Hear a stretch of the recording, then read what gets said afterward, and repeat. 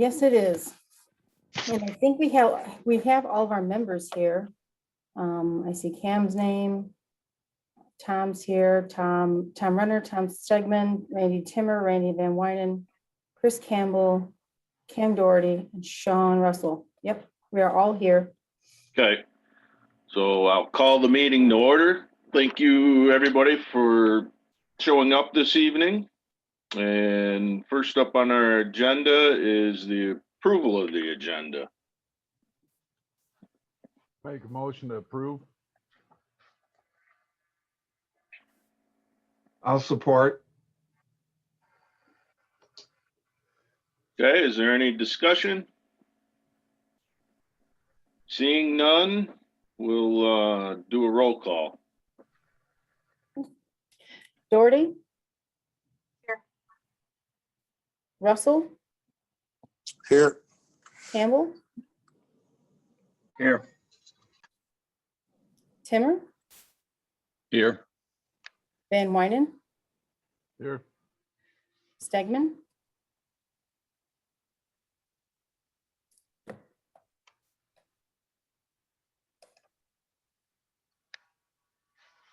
Here. And Renner. Here.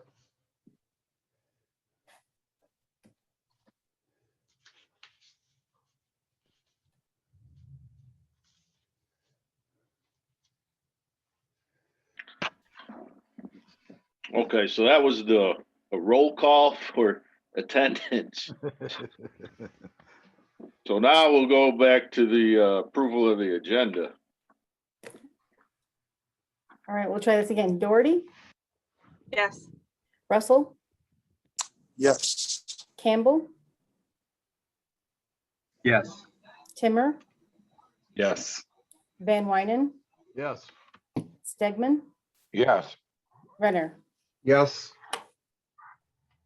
Very good. Next, the approval of the minutes of the January 21st meeting and the February 25th meeting. So either you can do a motion to approve both, or if you need to make some adjustments to any of them, we'll take them one at a time. Motion to approve both minutes of the January 21st and February 25th. Tom Stegman, I'll second that. Been moved and supported. Is there any other discussion? Seeing none, we'll do a roll call. Russell? Yes. Campbell? Yes. Timmer? Yes. Van Wynen? Yes. Stegman? Yes. Renner? Yes. Doherty. Yes. Okay, that brings us up to item 4, the continuation of the committee discussion. And tonight, I'd like you to refer to page 11 and 12 of your agenda packet. The memorandum has support materials for the new Buffalo Lifeguard Program, Silver Beach Lifeguard Program, liability exposure presentation on seasonal staffing presentation, existing beach maintenance operations, and some other actions. And as a reminder, we try to keep these meetings to a couple hours. And the first one will be item A of the memorandum with Kristen D'Amico, Parks Director of City of New Buffalo. Is that correct, Kate? That is correct. I do see her name on here. So Kristen, I've made you a co-host. If you can unmute yourself and join the meeting. No. Hello. And you will speak about New Buffalo's lifeguard program, correct? That is correct. Okay. Unless there's anything else, you can go ahead and take it away. Okay. So a few years ago, we were in a similar situation as South Haven where we needed to get lifeguards. So we had them before and they were talking about not having them, and we ended up deciding to go with them. So we basically had to build the program from scratch. My first season out, we only had one lifeguard. that applied.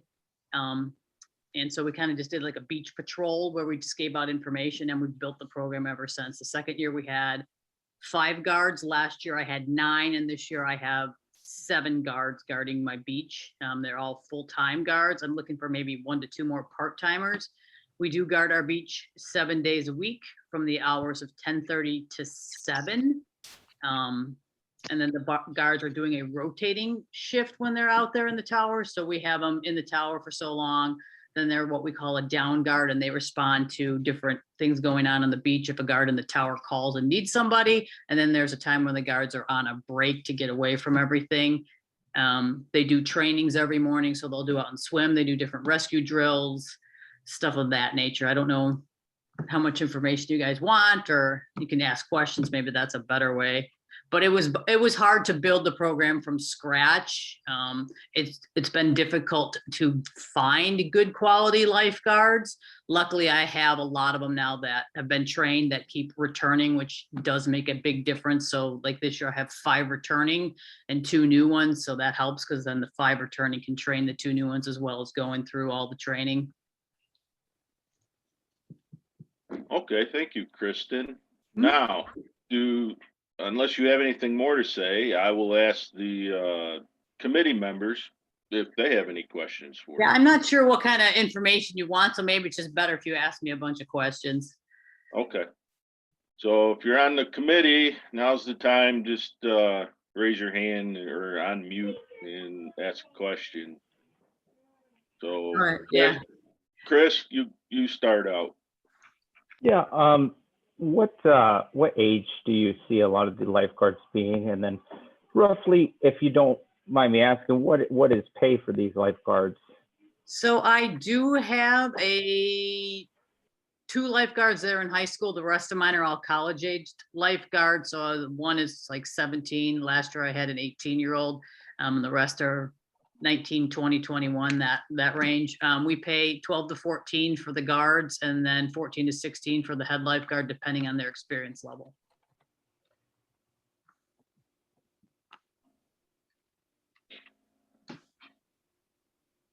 Yeah, go ahead. Where are you getting your guards from? So we've gotten some from the Bridgman Aquatics, which they were on the swim team and they had been pool guards. Most of the guards we get are pool guards, and then we have to have them trained for surf and rescue. I haven't found any that have come to us except for one that was already trained, actually 2 that were already trained for surf and rescue, but it's typically we end up with pool guards from either like a swim program, or they've been already lifeguards at another pool, like a water park or something, and they want to work on the beach. How specifically did you address the challenges in staffing? So luckily with the returning guards, they will ask friends. Otherwise, we've put ads on Indeed, stuff on Facebook, word of mouth. I've gone to the pools, like the local Y, that kind of stuff, to try to recruit people. It's just a challenge to recruit them. And it's been a challenge since I've taken over the program. And this is my 5th summer down there. Question, Tom Stegman. You say you have mostly college kids. Mhm. When do they seem to leave for college? What happens then? How late do you have your lifeguards past Labor Day, or how does that work for you? So last year was an exception because everybody was doing online learning, it seemed. So they all stayed until Labor Day. Typically, it's about mid-August that they go back. And so we have like 2 weeks of August that aren't covered, which generally isn't a problem because everybody's back in school. And then some of them do come back for Labor Day weekend, and then we put everything away for the season. Last year, again, was an exception, but I also got lucky. The beach was still crowded all of August, but I had the majority of my lifeguards because everybody was doing online learning, and several of them decided not to go back to the actual college campus and just do online classes from home.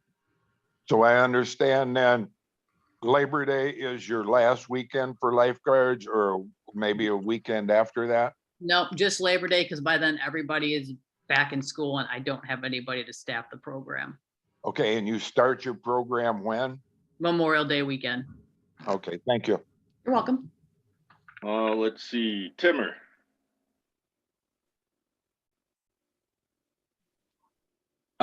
Two questions. Number one, how long has the program been going now?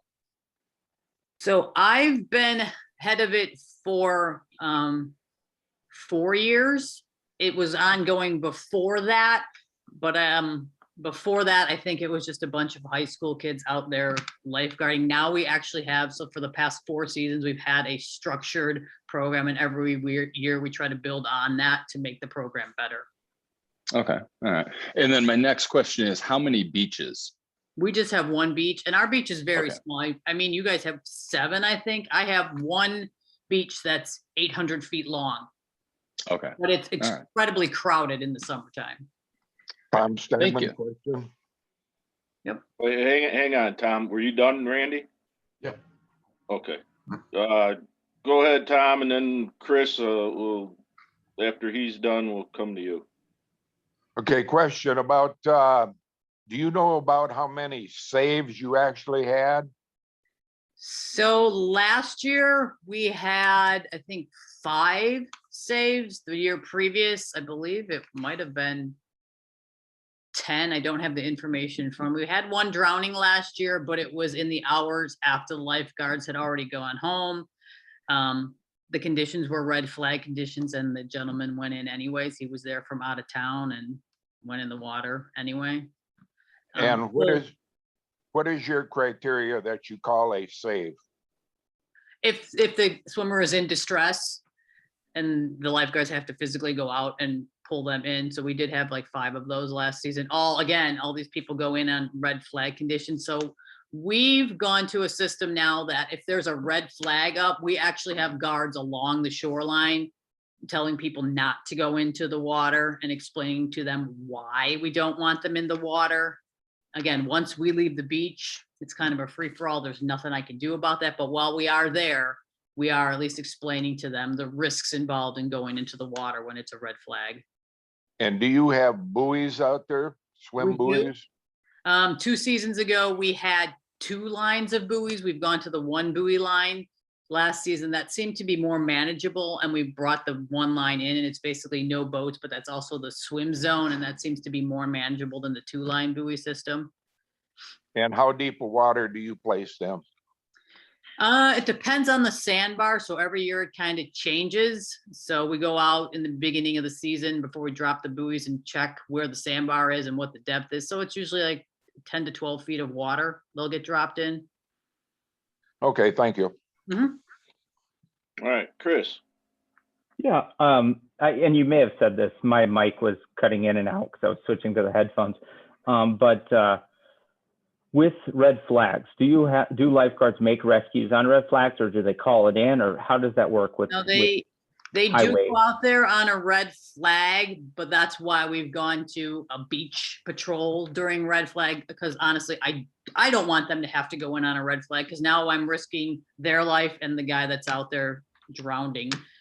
So we're really trying to keep people out of the water. Doesn't always work, but we do our best. Okay. This is Kate. On the year that you had the beach patrol, when you were ramping up the program, did you have any drownings that year? No. Do you have a ordinance that you operate through that to keep them out of the water?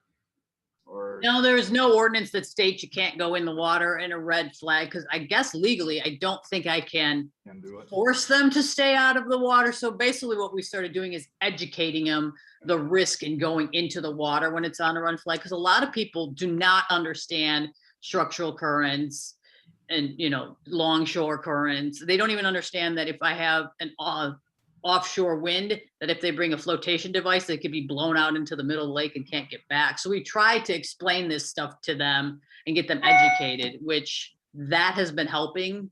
But still, a lot of them will just choose to do what they're going to do. Question, Tom Stegman. Yep. At our last meeting, there was a lady that brought up the use of drones.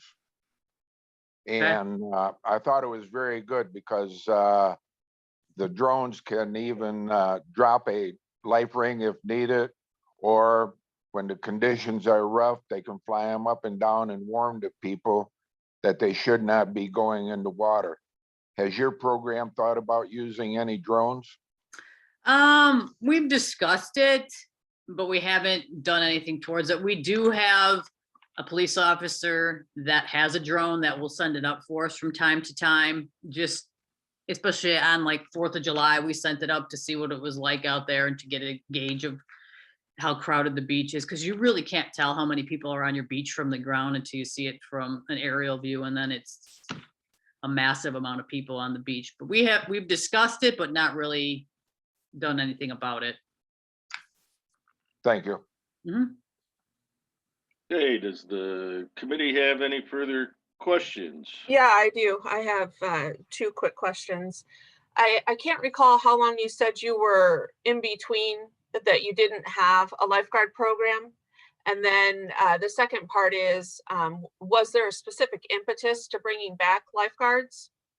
It was really one season that we didn't have a full staff of lifeguards. And the reason we ended up bringing them back is because the public really wanted us to have lifeguards. It was, trying to work out getting the lifeguards, getting the budget to work, that kind of stuff. Because the problem that we have is, one, it's difficult to get qualified lifeguards, but it's also difficult to get qualified lifeguards and for me to stay in the budget that the city council has given me.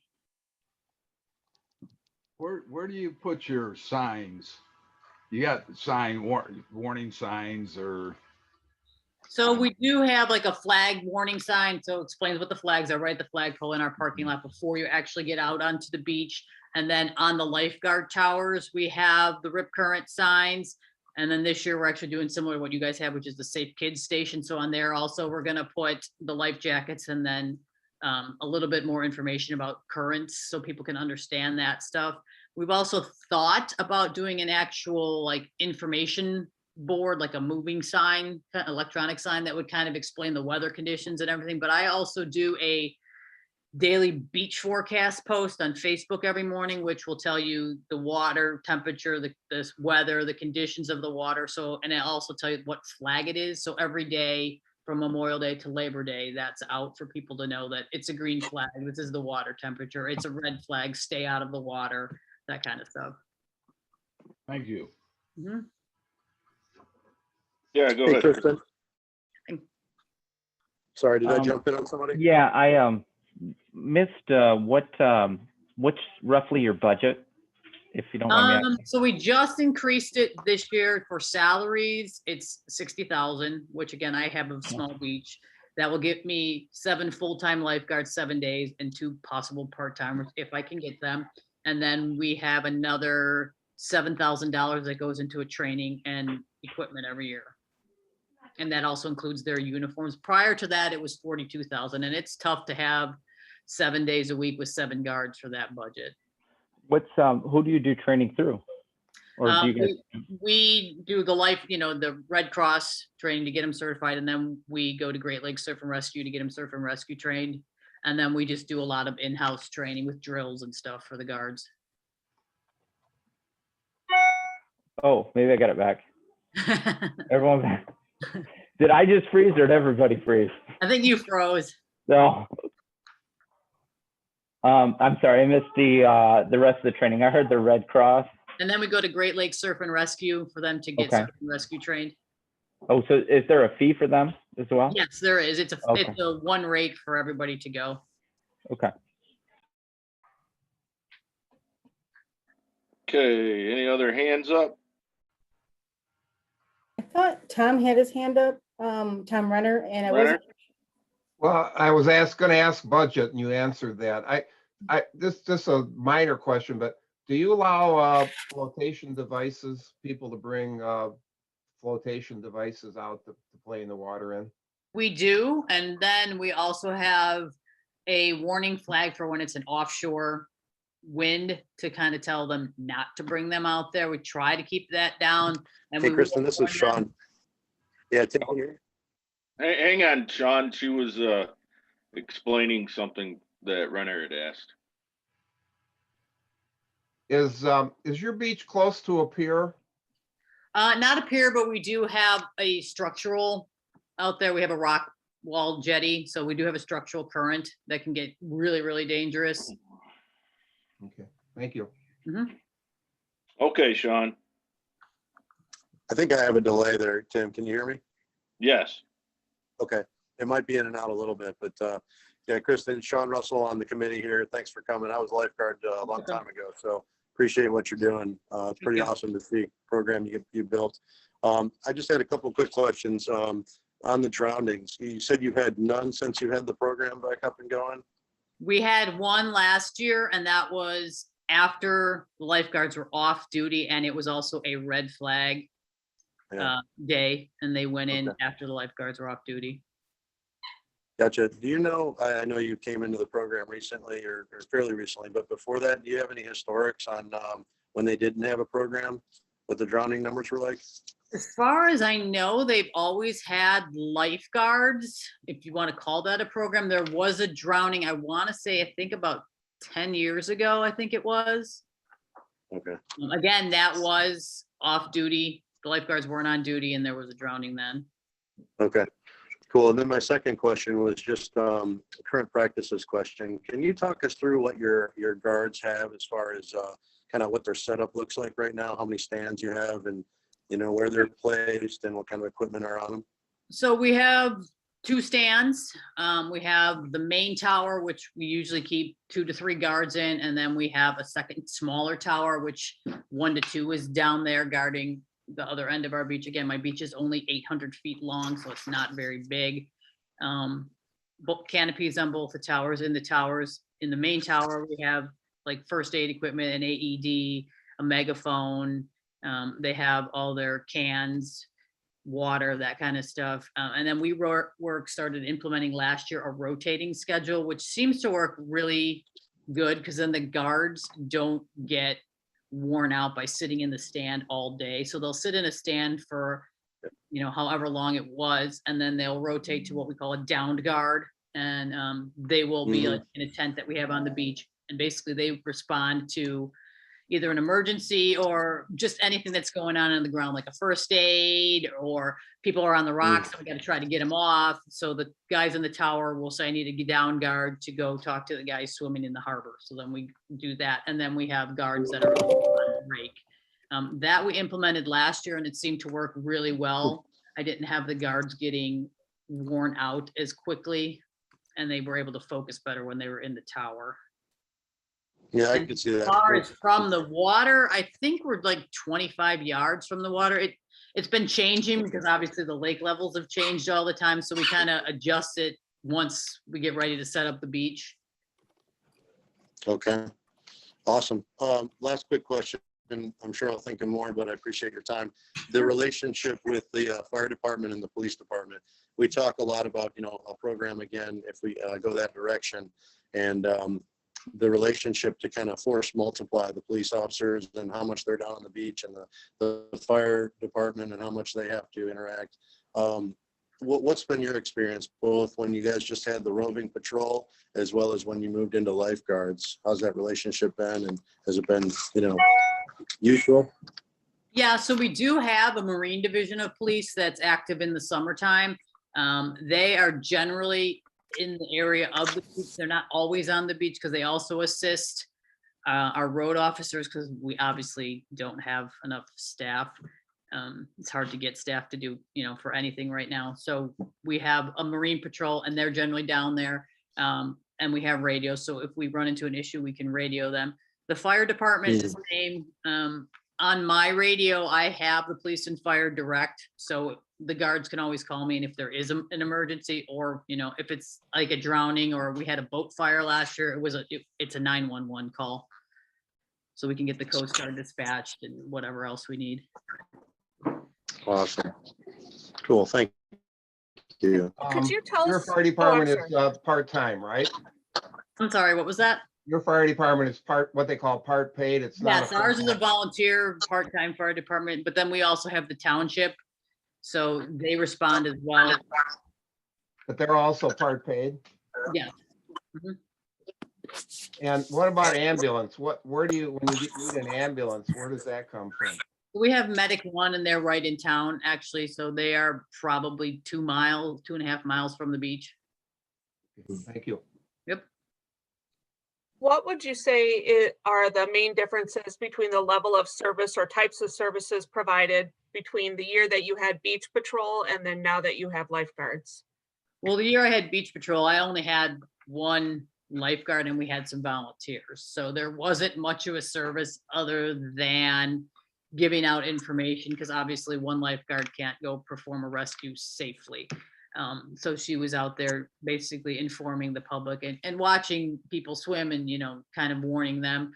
Now that we have lifeguards, we actually very carefully monitor the conditions, monitor what people are doing. You know, we've had swimmers in distress, which really aren't drowning, but they just get out there and get a little freaked out, or the kayakers go out there for something and they get in the way and stuff like that. So they are constantly, or we've had people on flotation devices on a really strong windy day get pushed out too far and have a really hard time getting back. So the lifeguards will go out and assist them with that stuff. So prior to having lifeguards, we weren't able to provide any of that.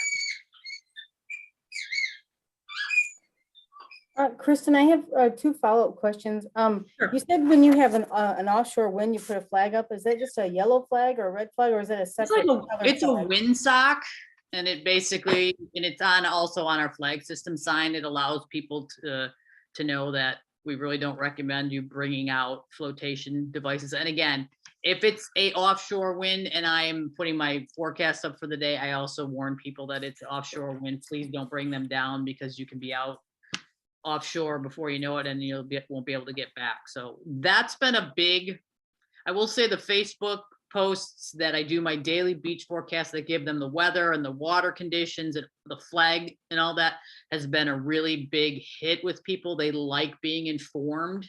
They didn't do that until I started running the program, because we'd have people calling City Hall asking what the conditions were and they had no idea. So I started putting it on Facebook so that the public could see what's happening down at the beach every day. And then the Marine Division, is that, so that's a division of the police department? Are those seasonal officers, and are Yes, they? they're seasonal officers. They are police officers, but they just work Memorial Day to Labor Day, sometimes a little past Labor Day. And they basically, their job is to be down at the beach. Okay. Are they on bikes or on foot? They're on ATVs. Okay, thank you. Okay, we're coming up on the 6:30 mark. I want to thank Kristen for talking to us this evening and taking the time. You're welcome. Thank you. Okay. Next up, we have the Silver Beach Lifeguard Program, Jill Adams. She's not able to attend tonight, but she did offer a one-page synopsis of their program that you can find on page 13, I believe, of your agenda packet. So if you want to review that on your own time, or was there anything else to add to it, Kate? I guess I could just summarize that Silver Beach is a county park. It's Berrien County. They have about 1,600 feet that's dedicated for public swimming. They do run a lifeguard program that it would go from 10 to 7, similar to, 10 a.m. to 7 p.m. And they typically hire between 12 and 14 lifeguards for a season. And the team's made up of one head guard, 2 assistant head guards, and the remainder are lifeguards. In most days, there's 6 guards on duty with 7 on particularly busy days. She does give the breakdown of their pay rates in 2021, as well as the breakdown for the budget for the program altogether. But she does note the challenges are ongoing to find and recruit enough qualified and certified lifeguards to fill the team each year. And because of the age of most Silver Beach lifeguards, the majority of staff are done working by mid-August due to school or sports camps.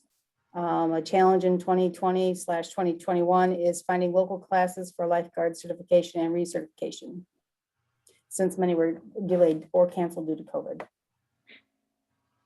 Okay. And her contact information is at the bottom of her sheet.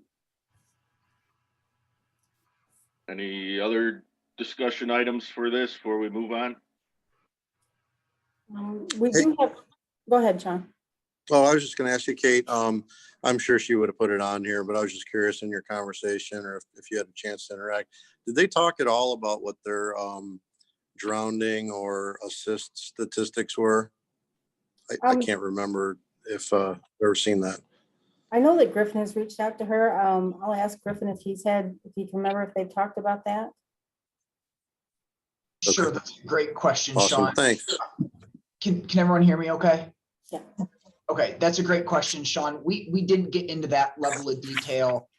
Primarily when I spoke with Miss Adams, it was just to try to invite her to this meeting per the committee's request at the previous meeting.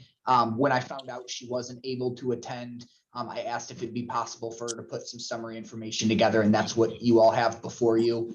She was really gracious to include her contact information and did say that if the committee is interested, she'd be willing to try to attend a future meeting and or answer any follow-up questions. So if that's something the committee would find helpful, we could consider that, as well as her individual contact information's on there if you all wanted to follow up individually.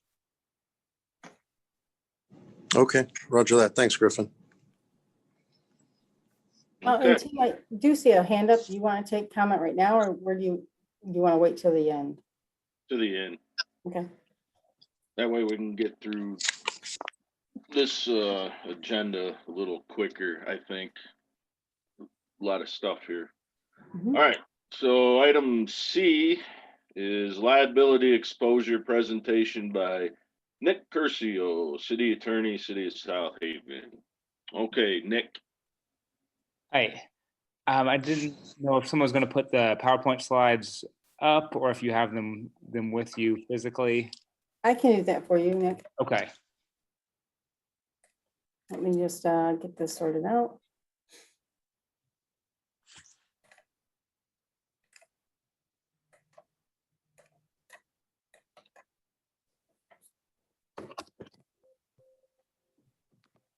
And let me share my screen.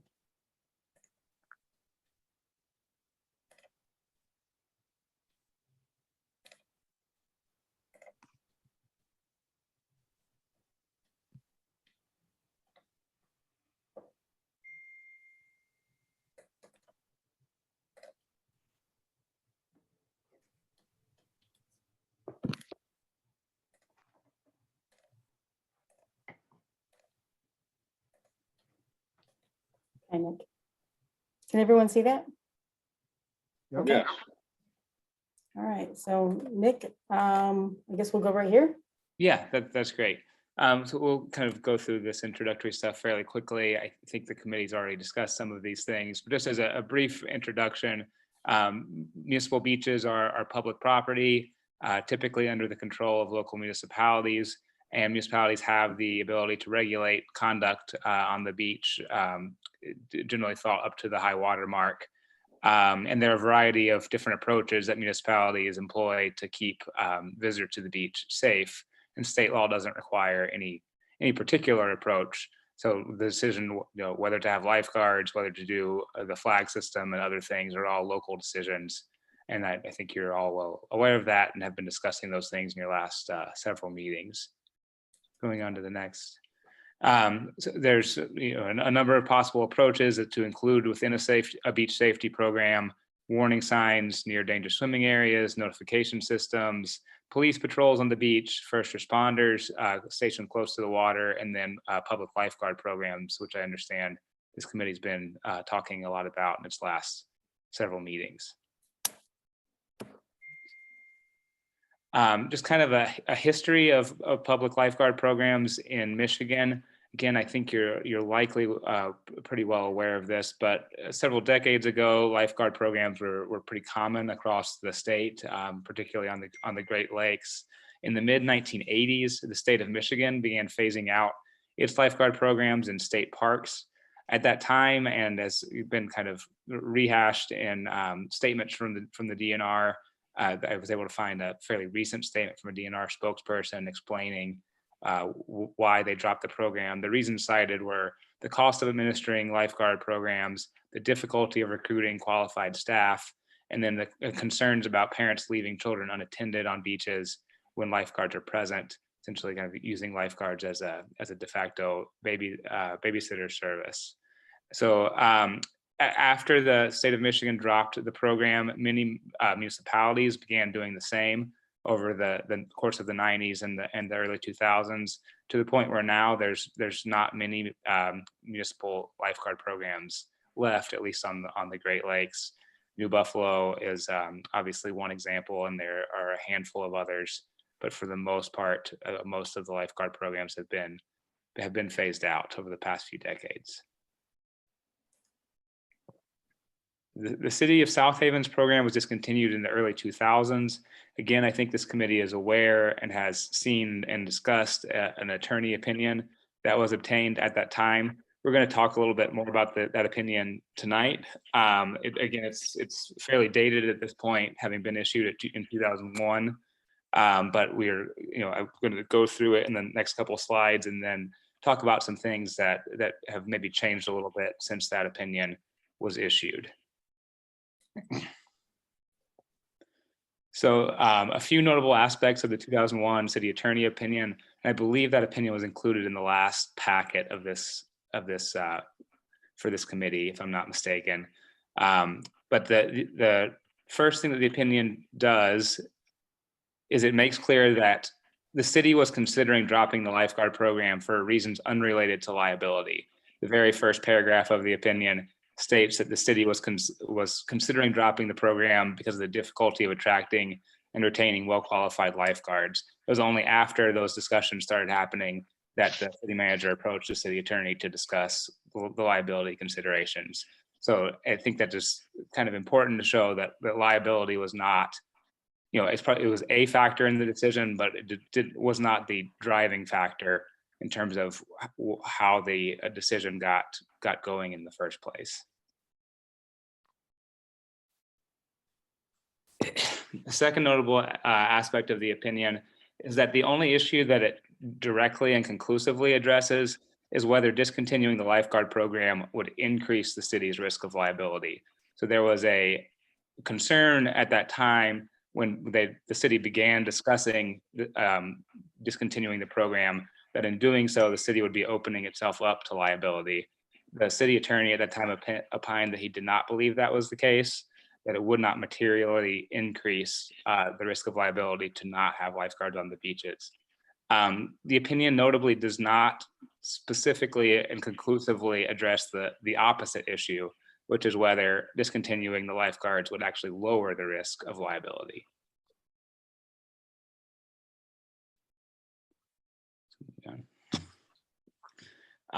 Nevertheless, even though it's not the specific question the city attorney was asked, the opinion does go on to discuss that issue a little bit, and does suggest that in some ways not having lifeguards may be somewhat advantageous from a liability perspective, in the sense that in wrongful death cases, plaintiffs will, in order to avoid governmental immunity, plaintiffs need to allege negligence, and more specifically gross negligence by a city employee.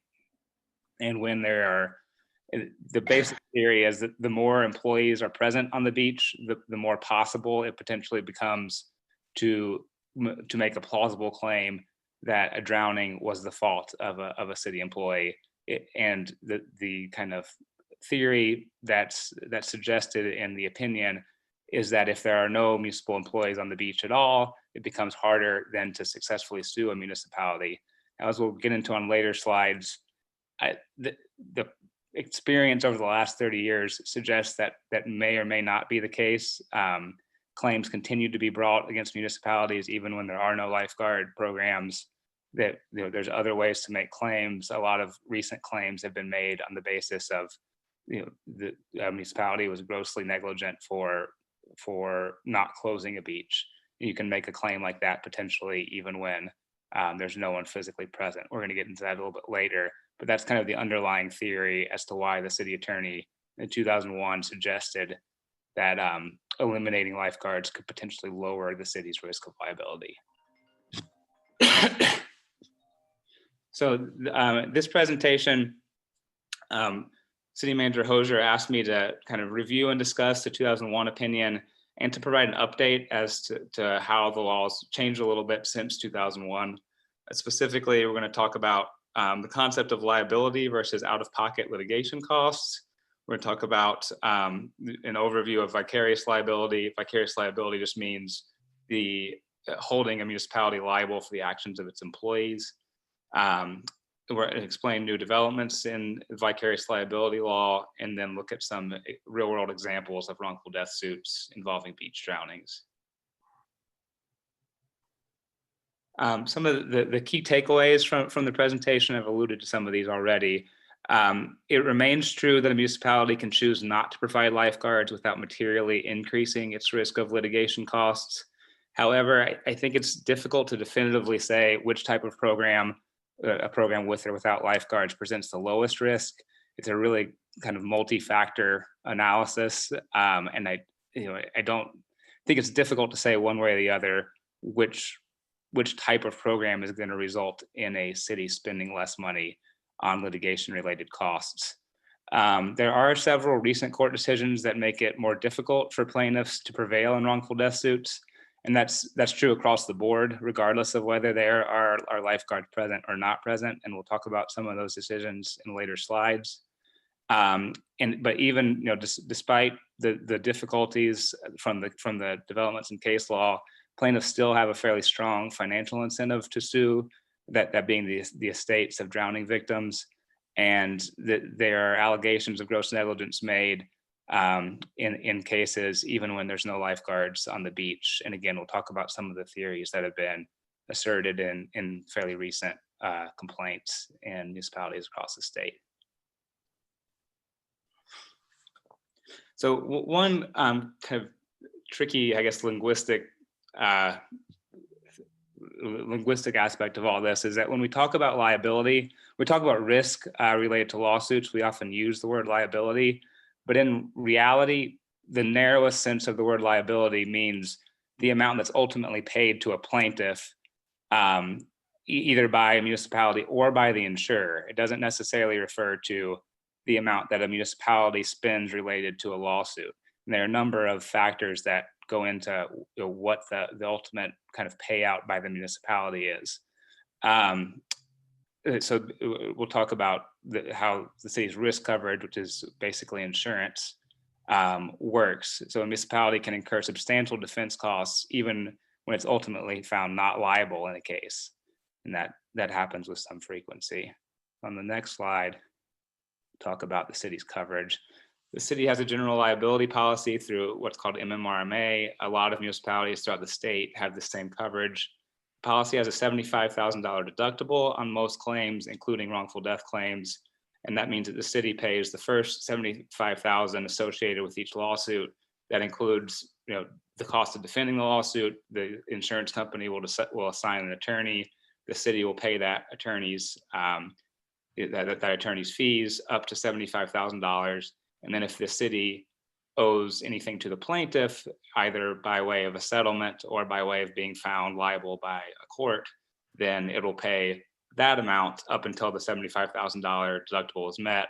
At that point, the insurer, MMRMA, will pay the remaining amount of the claim up to whatever the coverage limit is. And the coverage limit is quite high on most types of claims. It's, I would in the $1 million range. So there could be substantial amounts paid by the insurer over and above the $75,000 deductible amount. Another key concept in wrongful death lawsuits is the concept of governmental immunity.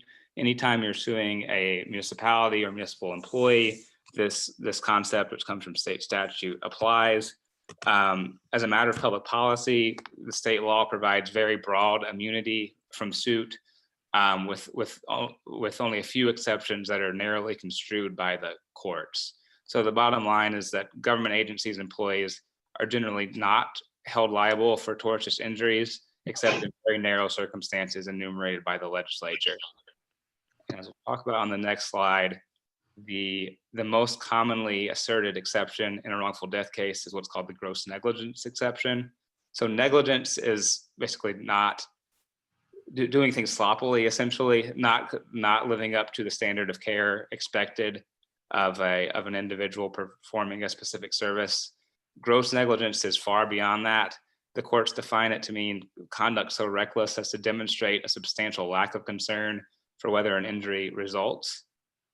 So a plaintiff in a wrongful death case against the municipality has to prove that much higher threshold of negligence, and also has to prove that the employee's actions or inactions were the proximate cause of the result, of the injury. And the way the courts have defined that term is the one most immediate, efficient, and direct cause preceding the injury. And we'll talk a little bit more about what that means. There's actually some debate about what that means in the context of a drowning, which we'll get into in a few more slides. So this slide gives some kind of concrete examples of how high a bar gross negligence is and has been found to be in the drowning context. These examples all come from one case involving a wave pool. So some of these cases do come from pool scenarios as opposed to beach scenarios, but the basic legal principles are the same. The court found that a lifeguard was not grossly negligent for failing to spot a victim at the bottom of a crowded wave pool. And the facts suggested that the victim had maybe been there several minutes before being found and rescued. But the facts also showed that the lifeguard was paying attention. She wasn't talking on a cell phone or distracted or anything like that. She just failed to see the person because of the crowding in the pool. And the court found that based on those facts, she was not grossly negligent. The lifeguard, according to the facts, apparently did very little with regard to pulling the victim out of the pool. She tried to, as soon as she noticed the victim, she rushed to the scene, but others in the pool were already attempting to pull the victim out. And then again, the court found that was not grossly negligent. She assisted once she was there, and just the mere fact that people got to the victim before she did not make her grossly negligent. And then a final issue was the facts suggested that CPR did not commence for over 5 minutes after the victim was removed from the pool. And this was kind of, I think, the heart of the plaintiff's claim, was that was too much time and constituted gross negligence. And there was some kind of facts suggesting that things were frantic on board, and lifeguards were on the deck, and lifeguards were kind of running around looking for equipment.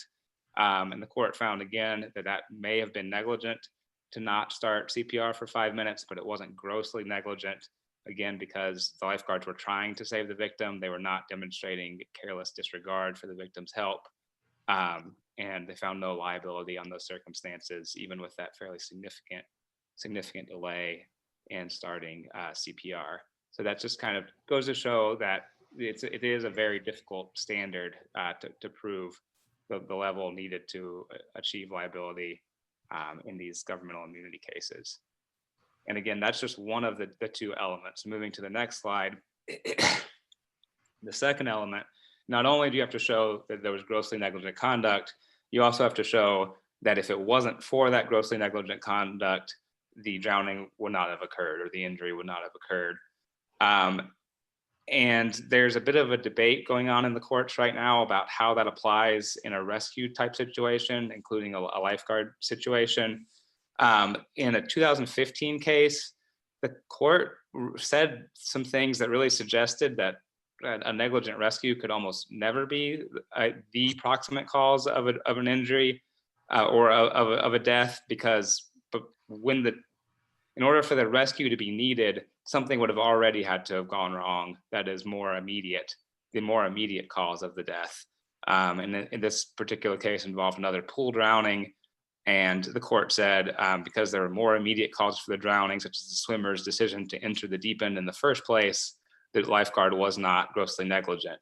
Since 2015, it appears the court maybe backtracked from that a little bit. And now there's another case pending at the Supreme Court to clarify where the law is in this area. This case, Shearhart, is supposed to be heard later this year. The specific question is whether a lifeguard's delay can ever be a cause in fact of a drowning because of the inherent uncertainty of a successful rescue.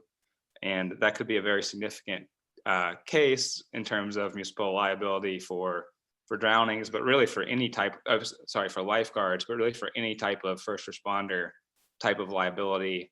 This question of whether a negligent rescue can ever meet the gross negligence standard could be hugely significant. So that's one that we'll obviously be keeping an eye on going forward.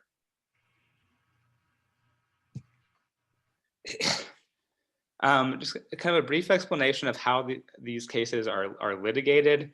Because of the immunity doctrines, the first thing that typically happens in a case is that the plaintiff would file the complaint, and then they would make allegations that an exception applies. And almost always the exception that they would attempt to rely on would be the gross negligence exception that we've been discussing. Then a municipality or the defendant would typically move to dismiss. And in their motion, they would argue that the requirements for the exception aren't met, and that the case should be dismissed at the very beginning before they go into depositions and interrogatories and all the kind of factual development that frankly costs a lot of money to develop those facts. So, municipalities will typically try to end the case just on what's called the pleading stage, based on the theory that the allegations could never be sufficient to overcome these immunity doctrines. If the defendant prevails on the dismissal motion, so if a municipality were to prevail on the dismissal motion, they typically will have defended the suit for substantially less than that deductible amount that we talked about early on. They would be significantly less than $75,000 out of pocket. If the court were to deny the motion to dismiss, then the case proceeds to discovery, factual development, and costs start to accrue at that point fairly quickly. And then municipalities will often look to settle as opposed to litigating a case fully. So a lot really hinges on that kind of pleading stage and rulings on these dismissal doctrines. On these immunity doctrines that we've been talking about. And here's some kind of real world examples of the types of allegations that are made in wrongful death drowning cases. When lifeguards are present, it appears that the allegations will almost always focus on the lifeguards' actions or inactions. In the cases we talked about previously, those were pool drownings. So similar situation in beach drownings, to the extent that those cases are brought now because the beach lifeguard programs are so rare. But historically, that was kind of the typical allegations in beach lifeguard drowning cases. Even though beach lifeguard programs are no longer common, wrongful death suits continue to be filed against municipalities when drownings do occur. Some of the theories that have been used in those cases are things like allegations that the city manager, township supervisor, or other kind of head municipal official was grossly negligent for failing to close the beach, given if it was a red flag day or had other dangerous water conditions.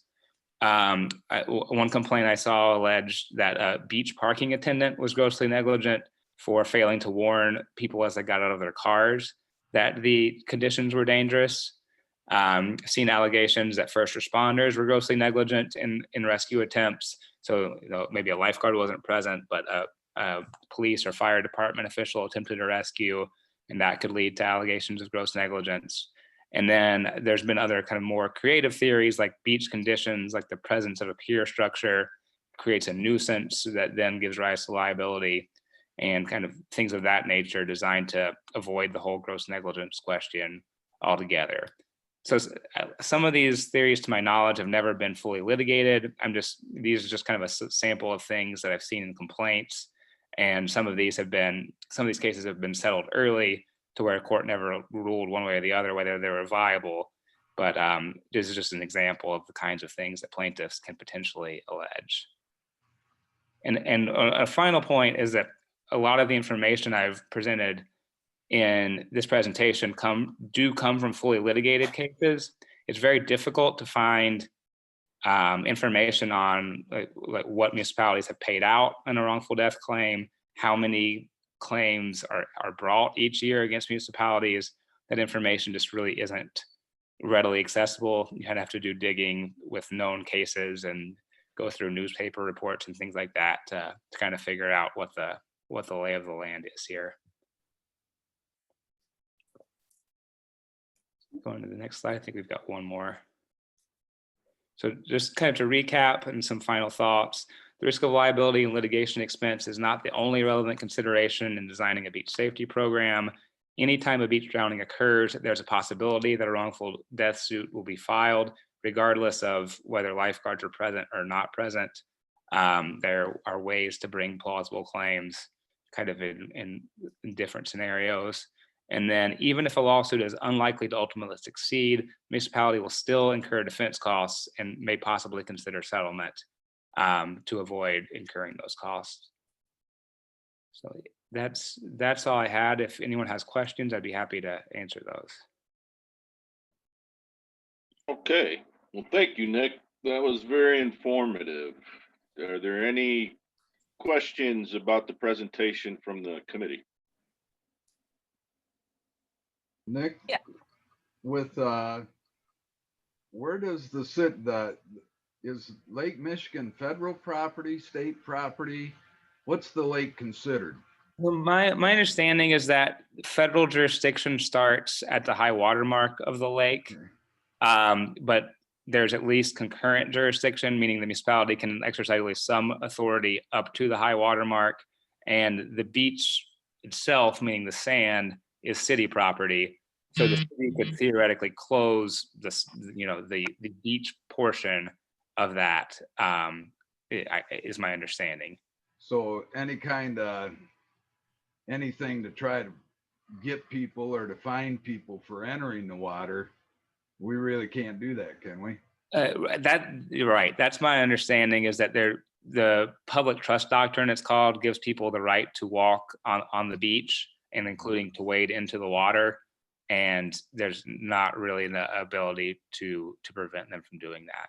Now, does our governmental immunity on things like years ago when we had the barricades on piers, which ended up in litigation, things that we do to try to make it safer, it's almost like, you're damned if you do and you're damned if you don't. You know what I mean? So you try to do something better, but if governmental immunity is still strong, we could try more things, right? Without increasing our liability. So that's the idea of governmental immunity, is to allow or one of the ideas of governmental immunity is to allow municipalities to try to do things and to not be as afraid that if you do them wrong, you're going to be found liable. But again, I think that the idea expressed in the 2001 attorney opinion does have some merit to it. That being the idea that the fewer employees you have around, the fewer measures you're taking, the harder it is to make those types of allegations. But at the end of the day, these allegations of that nature are hard to prove. Like gross negligence is very difficult to establish. And it takes some pretty irresponsible conduct in order to ultimately be found liable. So that's a convoluted answer to your question, but I think that's. I'm following you. Yeah. Okay. Thanks. You're welcome. Chris? Yeah, so if I understand this right, then if we have no control about people going in the water, then if we have lifeguards, we can't give them the power to demand people out of the water. Is that correct? I don't believe so. And Okay. that's something I could research further, but that's my understanding. Okay, so if they're there and they want to be there, they could be like, I don't have to come out, and there's not much we can do about that then. I think that's correct. I do think you can do things like closing municipal parking lots, making it more difficult for them to get to the water, but that public trust doctrine kicks in once they're at the water's edge and the municipality's regulatory authority is significantly depleted at that point. Okay, thank you. Is Renner? there a history for City of South Haven and being sued or that sort of thing over the years? I'm personally aware of one lawsuit. We have had one lawsuit of a beach drowning. We have had other notices of potential lawsuits that have not come to fruition, at least as of yet. I can't speak to anything beyond about 10 years or so. We did a little bit of digging, didn't find a whole lot. And the dropping of the city's lifeguard program goes way back further even than that, almost 20 years. We just don't have records from that period. So look, The lawsuit that you're referencing, what year was that from? that was around 2010, I think. Yeah, 2009. Okay.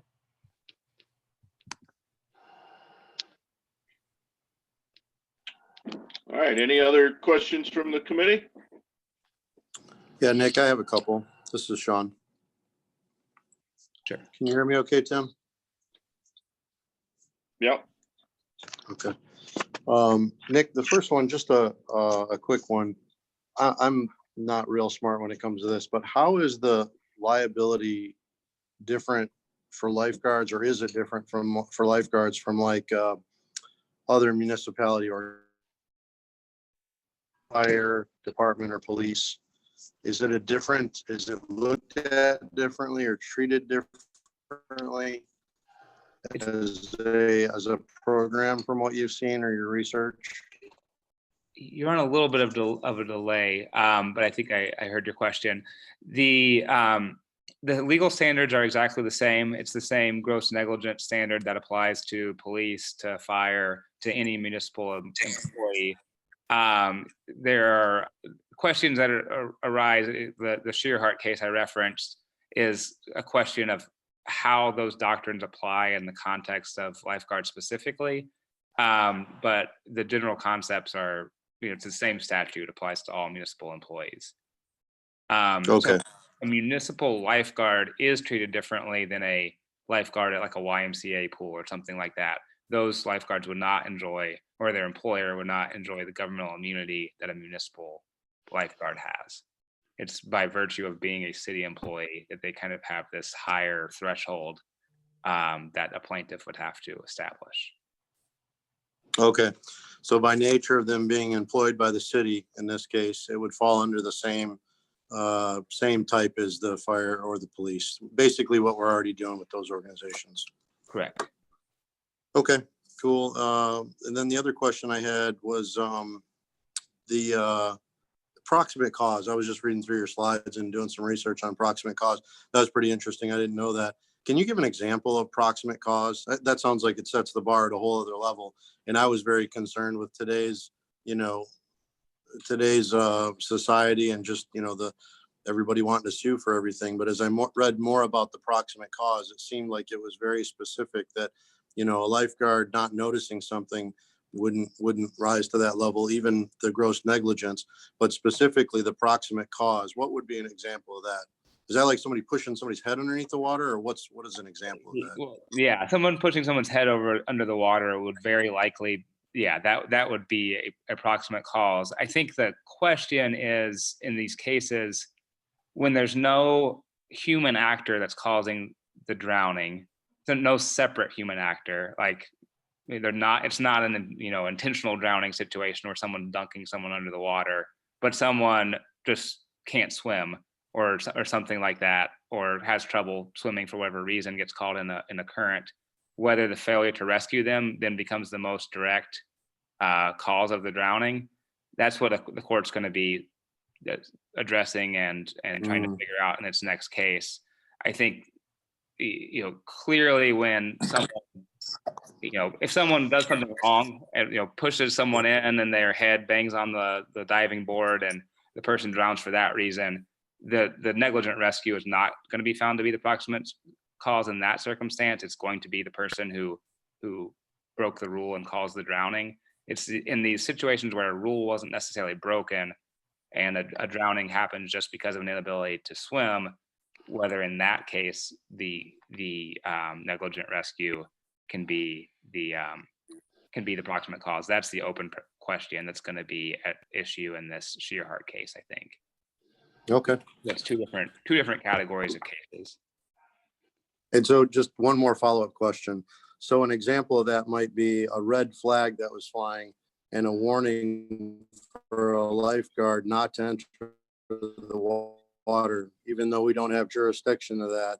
A warning of that from a lifeguard going in on a red flag day would be basically, hey, you were warned, you disregarded. That could be a proximate cause because they were warned by someone. Does that check? I think there's an argument If that some- that is true. I mean, I think that will turn a little bit on what the court decides in Shearhart, but Yeah. that's something that a defense attorney would likely argue, at least under the current law, is that Gotcha. eliminates liability. Okay, thanks. Randy? Yeah, hey, Nick, question on that then. Maybe you could speak to this a little bit. If we had a lifeguard program and there was a red flag day, victim was out there, or shouldn't say victim, person was out there having trouble, the lifeguard decides they can't go in to the water. What does that do to the city in a legal standpoint if there's no rescue attempt made? Yeah, I mean, that the question in that type of scenario was whether that decision itself is grossly negligent, and you'd basically be getting into what the common practices of lifeguards are. I was a lifeguard decades ago, but I don't know what the lifeguard manuals say about that type of situation, and that's probably the question that would be litigated. Was the decision consistent with the training? That would be negligence. If they make a decision that's inconsistent with kind of common standards for lifeguards, that's negligence. But then because it's a municipality, the question is it so far departure from the standard practice that it's gross negligence? And on a red flag day, I don't know what I don't know what their training is. It sounded like from Ms. D'Amico's presentation that they are trained to go in on red flag days, but I only know that secondhand because I heard it earlier tonight. I'm not exactly sure how things shake out there, what they're trained to do in those scenarios. And that goes on even in the fire service. I mean, they may or may not enter the water. Mm-hmm. Back from my experience, you just Mhm. you gotta play it, how you see it when you get there. Same way with a fire. Sometimes you can't enter a fire. It'd be murdering your employees. Mm-hmm. And those are the kind of factual scenarios that make these cases sometimes difficult to defend. Yeah. Is that you have a plaintiff's attorney saying that conditions would have allowed a rescue, and defendant's attorney saying conditions were too dangerous, and then you've got to do factual discovery to figure out exactly what the conditions are, and then your next thing you know, you've spent quite a bit of money on attorneys trying to figure those things out.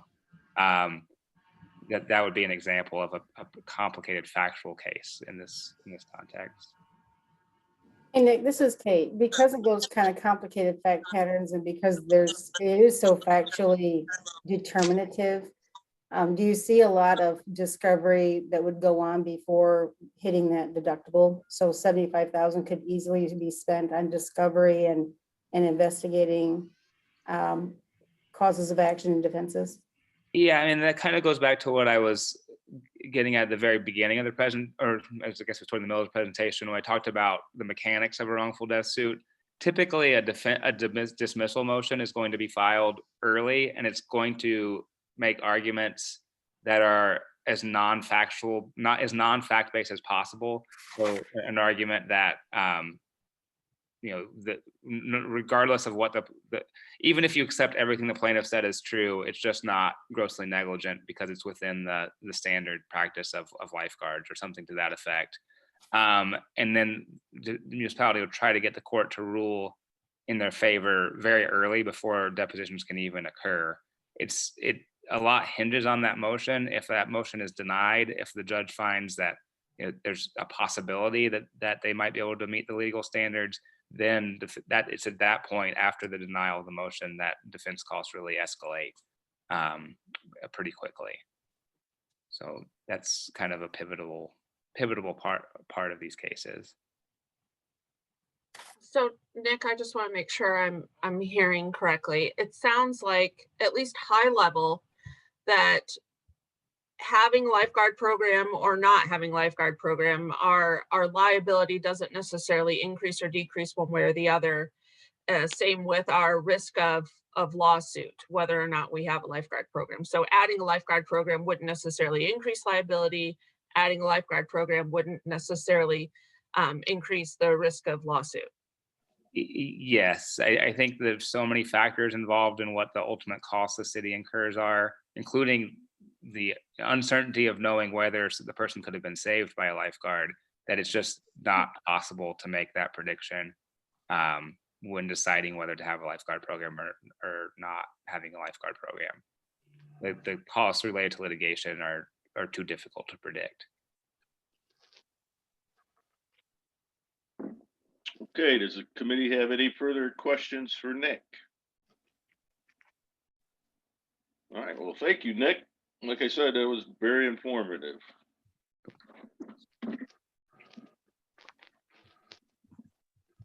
Next up, we have a seasonal staffing presentation by Kim Wise, Human Resource Director for the City of South Haven. Good Kim evening. here? Yes, I Oh, yeah, am. there you are. I see you now. I'm going to go ahead and share my screen. Okay, can you folks see that? Yes. Excellent. Okay, so first off, thank you to all the members of this committee for the important work that you're doing here. I do appreciate you taking time out of your busy lives to work on this committee.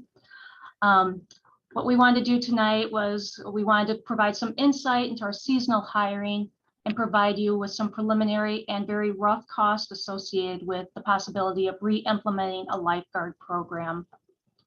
So these estimated costs are based on some of the other local lifeguard programs that we spoke with, market demand, so what some of the other businesses in town paying their seasonal staff, description of South Haven's previous lifeguards program, as you know, going back and listening to some of the committee members speak, and then also recommendations found in the Michigan Municipal Risk Management Association's water beach safety guidelines.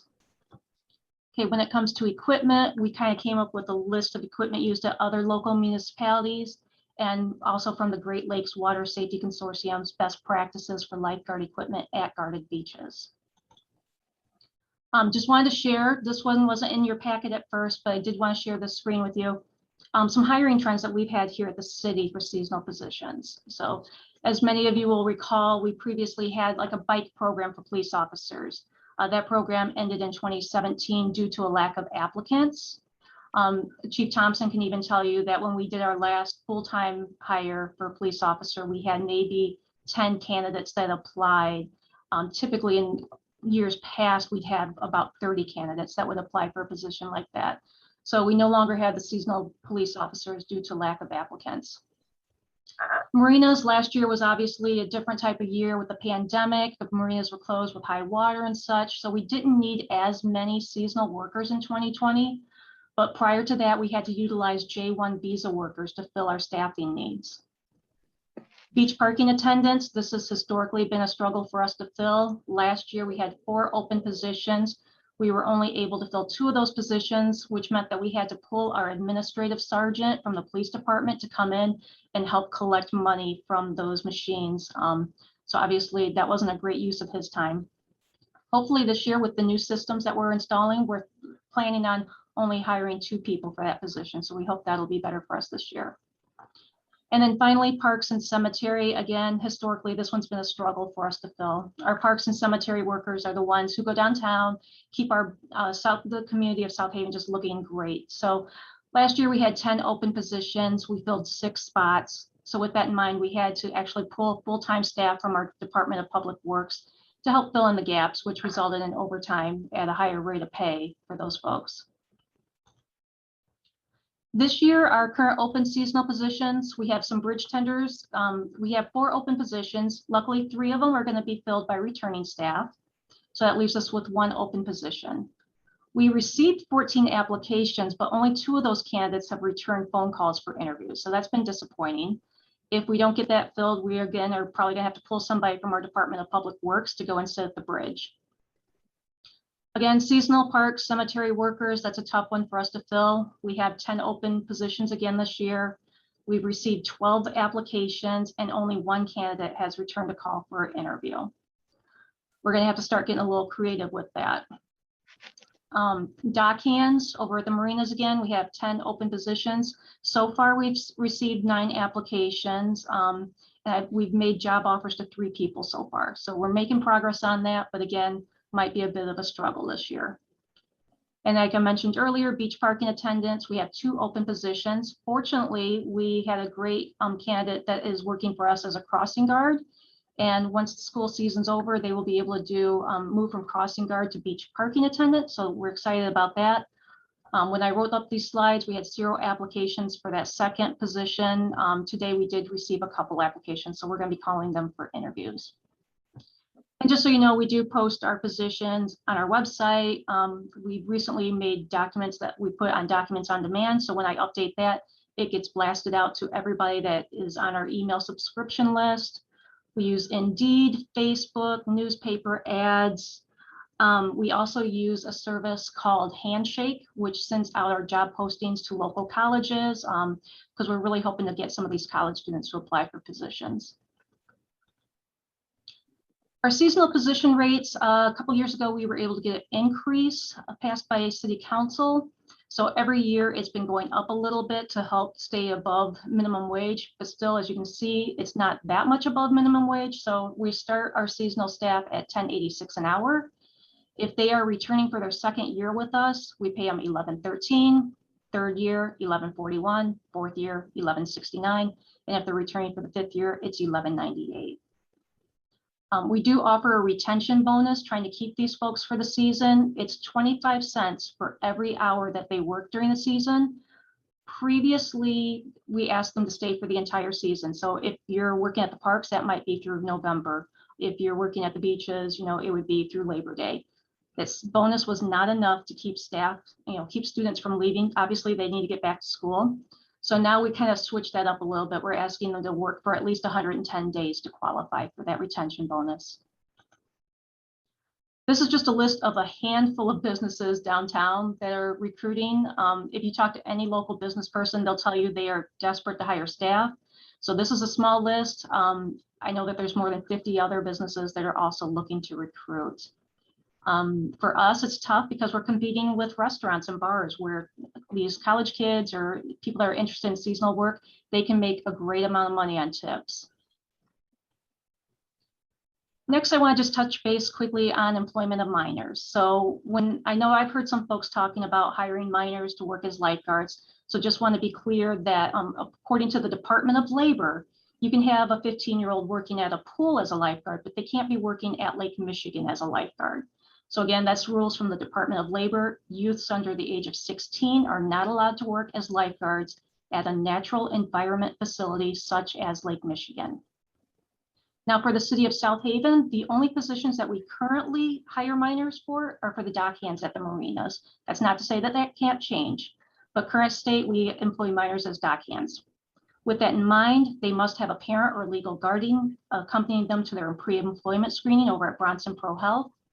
That parent or legal guardian must also co-sign on the background check authorization because we consider that to be a legal document. And no employee under the age of 18 is allowed to operate a city vehicle or cars, mules, ATVs, boats, anything like that. Having worked previously at Bronson, I do know for a fact that they do not hire anyone under the age of 18. That includes their shallow water lifeguards and any other positions at the Wellness Center. I recently saw a post that Lake Arvesta is hiring lifeguards, but they also must be at least 18 years old. So again, not saying that we could not hire under 18 to work as lifeguards. I'm just giving you information about what's out there and how we currently handle minors employed with the city. Next up, I kind of wanted to run you through a couple different scenarios we put together for staffing budgets. So with this one, we started off with a low range.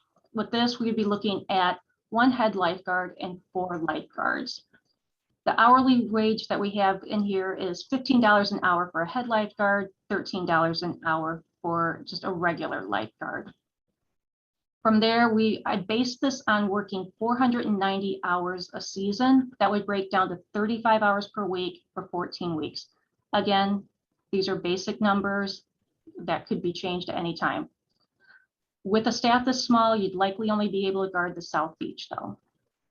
Okay, so with this, you're looking at annual wages for the head lifeguard would be around 7,000 and your regular lifeguards would be about 6. If they were to stay for the 110 days, get the seasonal bonus, that's $122.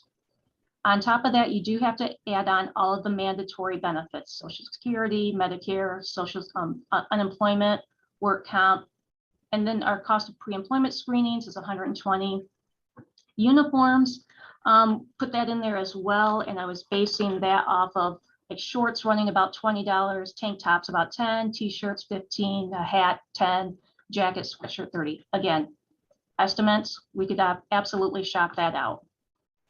The whistles, at first I put that at 5, but then I remembered going back and listening to the last committee, and Sean had mentioned the Acme Thunderer whistle, and I looked up that cost, and from what I found, it runs about 16. So added all of those costs in. Right, so if you look at that, the total employee expense for a very small staff would be about $38,000. That is our low range, and that does not take into account any associations with equipment or training. If you wanted to step that up a little bit, go to a mid-range, you could do 2 co-head lifeguards, 8 lifeguards. Again, we could play around with the staffing a little bit. Maybe you just have 10 lifeguards.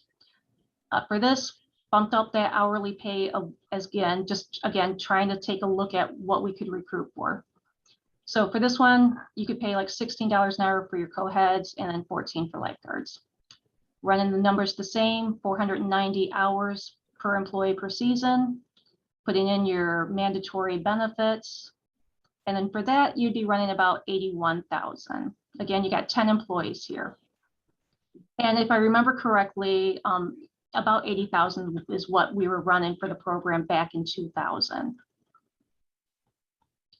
Now, if you're looking to do like a full staffing model, this would be like our high range. So you can look at a head lifeguard, you get 1 of those, 2 assistant head lifeguards, and 12 lifeguards. So 14 lifeguards in total. The rates here, I actually based off of Michigan City, Indiana. They did an increase in their wages this year because last year, I believe they only had 2 or 3 applications. So they were trying to recruit lifeguards, so they had to increase their hourly rate of pay. So that's where I got those numbers from. So again, when you multiply that by 490 hours, you get your annual wages. Add in that seasonal bonus, your mandatory benefits, uniforms, the whistle, and then here you have your cost per employee, the number of employees, and then you would be looking at a total salary employee expense of $132,000 annually. Again, 20 years ago, it ran us about 80,000. When I took a look at the Consumer Price Index inflation calculator, 20 years ago, 80,000 would have come up to be about 124,000 this year. So it's not too far off. Again, with this staffing model, you could probably staff your North and South Beach pretty well, based on the guidelines from the Great Lakes Water Safety Consortium, which calls for towers to be placed every 150 meters of waterfront. South Beach has 673 meters, so we need about 4 or 5 towers. North Beach has 427 meters, so we need 2 or 3 towers there. Again, these are estimates. We could play around with the staffing a little bit if you were looking to go that route.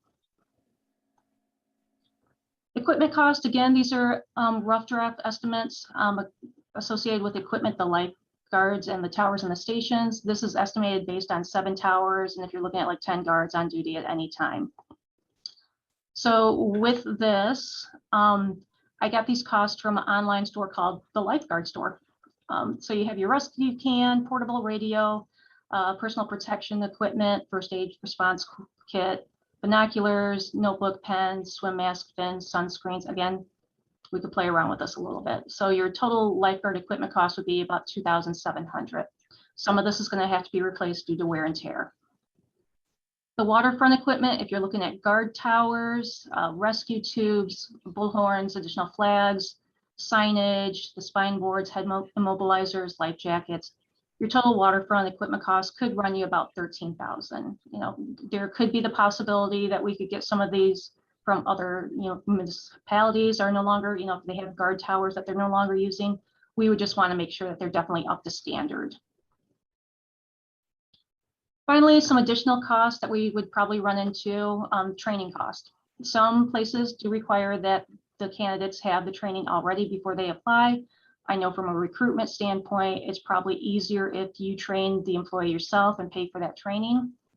So for Red Cross lifeguarding a BLS program, basic life support, you'd be looking at $250 per person if they have not been certified before. If they're getting recertified, that would drop to $120 per person. Red Cross also offers a class called Lifeguard Management, which is more geared towards the organizational side of running a lifeguard program. I would love to see somebody go through that if we were to move forward with that. And that would be $120 a person. Also, bloodborne pathogens class, because you never know what you're going to run into. That's $35 a person. And then the U.S. Life Saving Association has a lifeguard agency certification program application, which is $500 that the city would cover. And then from there, we would be able to provide some training to staff. What I don't know is, you know, obviously we need to train people someplace. So would we have to rent a swimming pool or go out to Lake Arvesta, something along that line? That I don't know the cost for. Other unknown cost is if we would have to place additional swim markers or buoys in the water, if we need to find office space for the lifeguard program, storage for equipment. I know there was talk about maybe jet skis or ATVs. What that would cost if we were to go that route, and keeping in mind that we probably wouldn't be able to put anybody under 18 on one of those. And then if you're looking at a public address system, again, just throwing out some numbers here for the committee's consideration. All right, so again, just wanted to provide a little oversight into how we handle seasonal staffing. And if you have any questions, I'd be happy to answer. Okay, does anybody on the committee have any questions for Kim? So just real quick on the additional costs with training, I believe, and I'd have to double check, Kim, but I believe the bloodborne pathogens is included in the lifeguarding basic program, that $250. Again, I'd have to double check on that, but that's what I've heard from my sources. Not that that is a needle mover at all, but. Right, I thought they were separate, but I'd appreciate it if you could take another look into that. Yeah, absolutely. And then, so it looks like based on the high end estimate, all brand new, everything, we're looking at like $155,000 or less annually, right? That's fair? From what I could tell so far, yes. Okay. Thank you very much. Anybody else? Yeah, sure. Yeah. Hey, Kim, what do you think the likelihood is of, I saw the staffing, and I'll be honest, I know staffing is very hard. In fact, I think there's a couple places in South Haven that's not opening because they're having trouble with staffing this season. What is the likelihood of finding staff? Honestly, I've reached out to a couple of different places to talk about their programs. Kristen's one of them I spoke to a couple of years ago, and finding lifeguards, qualified lifeguards, is going to be a struggle. Does that mean that we can't do it? Not necessarily. It's going to be a challenge, though. I do know that one of the local news outlets just put out a story yesterday with the pandemic. It's really tough right now to hire anyone, because you've got folks that are pretty happy with unemployment or their stimulus checks. This is not going to be an easy year to hire anybody. And I think anybody that works in town would be able to tell you the same thing. I think that's fair, Kim. Just as a note to everybody, though, I do have on a regular basis 6 individuals reaching out to me constantly asking for updates. A lot of them actually work as teachers or work for the school system in South Haven that would be very interested in being able to transition from the school system to beach guarding program in the summertime. So just an FYI on that. Great. Well, if you know of anybody that'd be interested in parks and cemetery as well, send them my way. I'm working at a surf shop or a shoe store or women's clothing. Let me know. Right. Kim, have you, in your discussions with anybody, have you talked if you increase the pay, that would help? Well, like I said, Michigan City, Indiana, they had to increase their pay because last year they only had a handful of applications. That's why I kind of did that range of lower rates of pay versus higher. I would hope that a higher rate of pay would attract. I mean, Kate and I had discussions today even about parks. Do we need to take a look at increasing that again? If we could even get it passed, we know that our budget is pretty darn tight. Tom Renner? Kim, knowing you've thrown out money for wages, now that is what, how many hour a week per person? I was looking at 35 hours a week for 14 weeks, which would basically cover you for, Memorial Day to Labor Day. And that didn't take into account any overtime for if we can't staff fully. So we're doing the beaches 7 days a week for what, 10 hours a day, that's 70 hours a week. So what I'm trying to figure out, what does that equate to as to how many lifeguards would be on the beach at any given time?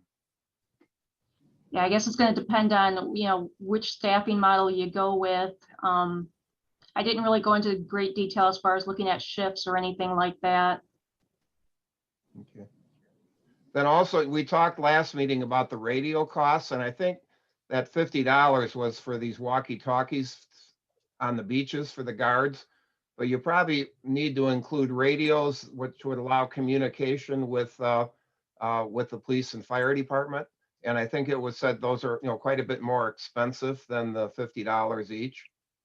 Right. Then another possibility would be equipping these lifeguards with an AED on each of the beaches. Mm-hmm.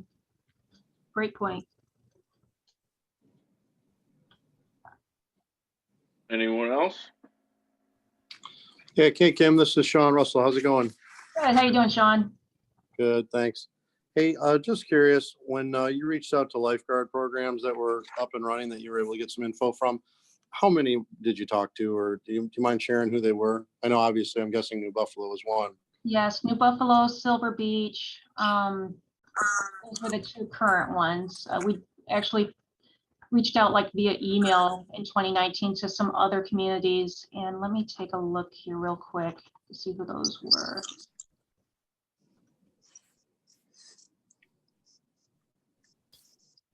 Sean, I don't have that right in front of me. No worries. I'll find out and let you know. Yeah, do you mind any programs that you guys reached out to that you got any info back, whether it was a report or just an informal data? Would you be able to share that with the committee? I should be able to. Mm-hmm. Awesome, that'd be cool. Just kind of curious what they're all doing, and I haven't been able to get as many as you guys probably have, or at least the time to do that. So, and then for the pay, I know that it kind of keeps coming up, and obviously you did a lot of research with everybody else that's hiring. I don't know what anybody's hiring. I'm sure Chris probably has a pretty good idea since he has a store and you guys are a little more plugged in, but these rates on your high-end budget that I think Cam kind of surmised $150K roughly with equipment for that high-end model under your high range slide, it looks like the regular lifeguards, just the first time guys, are $1,662. Does that check? Correct. That's about how? Oh, go ahead. I was just going to say that's what Michigan City, Indiana has out there. That's what they just raised to this year? Yes, sir. Okay. How much would you say that is per hour more than the average folks are paying in South Haven? Like for a store downtown, or I know it's a couple bucks more than what you guys are doing for the city, certainly. Chris, I don't know if you're comfortable sharing what you guys are doing. Yeah, it just depends on the person. I've got anywhere from 10 to 15, so, or more. Okay. I don't want to get into details. It's just, age obviously matters, factors, experience. And then when people return, we always give raises, and we try to keep people as much as we can. But the hardest part is competing with the restaurants, because there's some magical thing that everyone thinks that they'll work one weekend and make $2,000. So. Yeah, Sean, Gotcha. as a mother of 3 high schoolers working in South Haven, I would say that the average rate of pay is $11, $12 an hour. And I've got kids working in stores, hardware store, restaurants, so I would guess that's Okay. probably pretty Yeah, fair. so it's more, I mean, it's a few dollars more, but yeah, I'm just curious, trying to build my essay of the current market because I'm obviously not in it. I know there was certainly a prestige factor that Mr. Van Wynen can talk to, you know, some of your younger firemen that have always wanted to do that. I think that, you know, there's some value that we'll probably capture in that, especially if we roll them into meeting and knowing the fire department guys. And, you know, there might be guys that, well, Dawn Hins, I think, is one of them that kind of came through as a younger, in her younger days, and now she's one of their top folks. So I don't know, there might be value in that, is all I want to bring up. So thanks, Kim, for all your work on this. Absolutely, my pleasure. All right, anybody else on the committee? Seeing none, I want to thank you, Kim, for putting those budgetary numbers together. And that gives everybody something to look at going forward. Thanks for having me. All right, now, item E is existing beach maintenance operations by Kate Hosier, City Manager. Thanks, Tim. I really just kind of summarized here where we can look at year over year, the last 5 years and average. Annually, we make about 375,000 annual revenue from beach parking fees, which we've been using to maintain the public beaches. They are cleaned every day for 7 days a week to I think even before Memorial Day. So there's a significant cost to that. Also, we do a lot of parking lot maintenance and repairs, especially last year and the year before. We've had significant concrete work that had to be done down there, as well as maintenance and repairs of the South Beach concession and restroom building. We usually do have quite a bit of vandalism from year to year that does need to be, we replace toilets, replace sinks that have been damaged, ripped off, or smashed. So there's things like that have to be done. Equipment costs such as the beach cleaner and any other equipment that's used out there gets charged off. We have placed riprap next to the piers. We've done some restoration work at the beaches, Newton Beach walking paths and the stairs there. We also fund the Shays Beach Safety Program out of this fund, as well as the Pier Life Ring Maintenance Program. This fund does also contribute to the weather buoy and the parking terminal support and maintenance from year over year. This fund supports special projects that have been related to the beaches, such as the South and North Beach improvements. I think South Beach was in 2012, 13 maybe, or even earlier than that. And then North Beach was in 2017 or 18. And then of course, the most recent splash pad, our high water repairs along those areas. And this would be the fund that would be used to do the planned improvements to the South Beach restroom. So we did a conceptual plan back in November. As we know, the South Beach restrooms are undersized. So when we're looking at giving and expanding those facilities and giving changing rooms, this would be the fund that would be used to build that up. Now we have had, as I said, this is a 5-year average. So out of that 375, the expenses run around 350. So you're putting away about 25,000 a year, which we use for any kind of overtime, as well as you build up a capital fund. So the current, the new beach kiosk system, that's being funded mostly by the beach parking system as a capital improvement that we've been saving for many years. So those are just some ideas about what the beach maintenance operations and what the fund looks like. It's not a particularly rich fund because it pretty much comes out that you're trying to make sure that you're covering your costs and putting a little away for those planned improvements. Any questions on that before I go forward?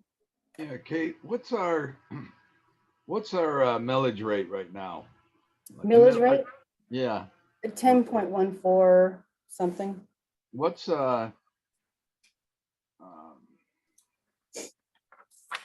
anything extra would have to come out of the general fund, right? I That's mean, right. That's right. So this would be operating revenue. So this would be coming out of that. I'm sorry, it's 1405 due to Headley rollback. Okay, now otherwise, a vote of the people, they could increase That's whatever right. they need. That's right. Under our operating charter millage, we can collect up to 15 mills. Okay. But due to Headley rollback, we've been rolled back to 10.14. So would I believe, I'm not entirely sure if it would take a vote of the people to get it back up to 15, or if it's a resetting of the Headley. I'm not entirely sure what the exact action would be, but I think it would be something as what you're talking about. Okay, yeah, I just thinking if for funds, if it has to go to a vote, because we're getting, with Headley rollback, you gotta be getting close. With Headley rollback, we've lost about 5 mills. Okay, all right. Mhm. Hey, Kate, Yep, go ahead. when's the last time and how frequently since we've instituted beach parking fees, have we increased the cost for parking?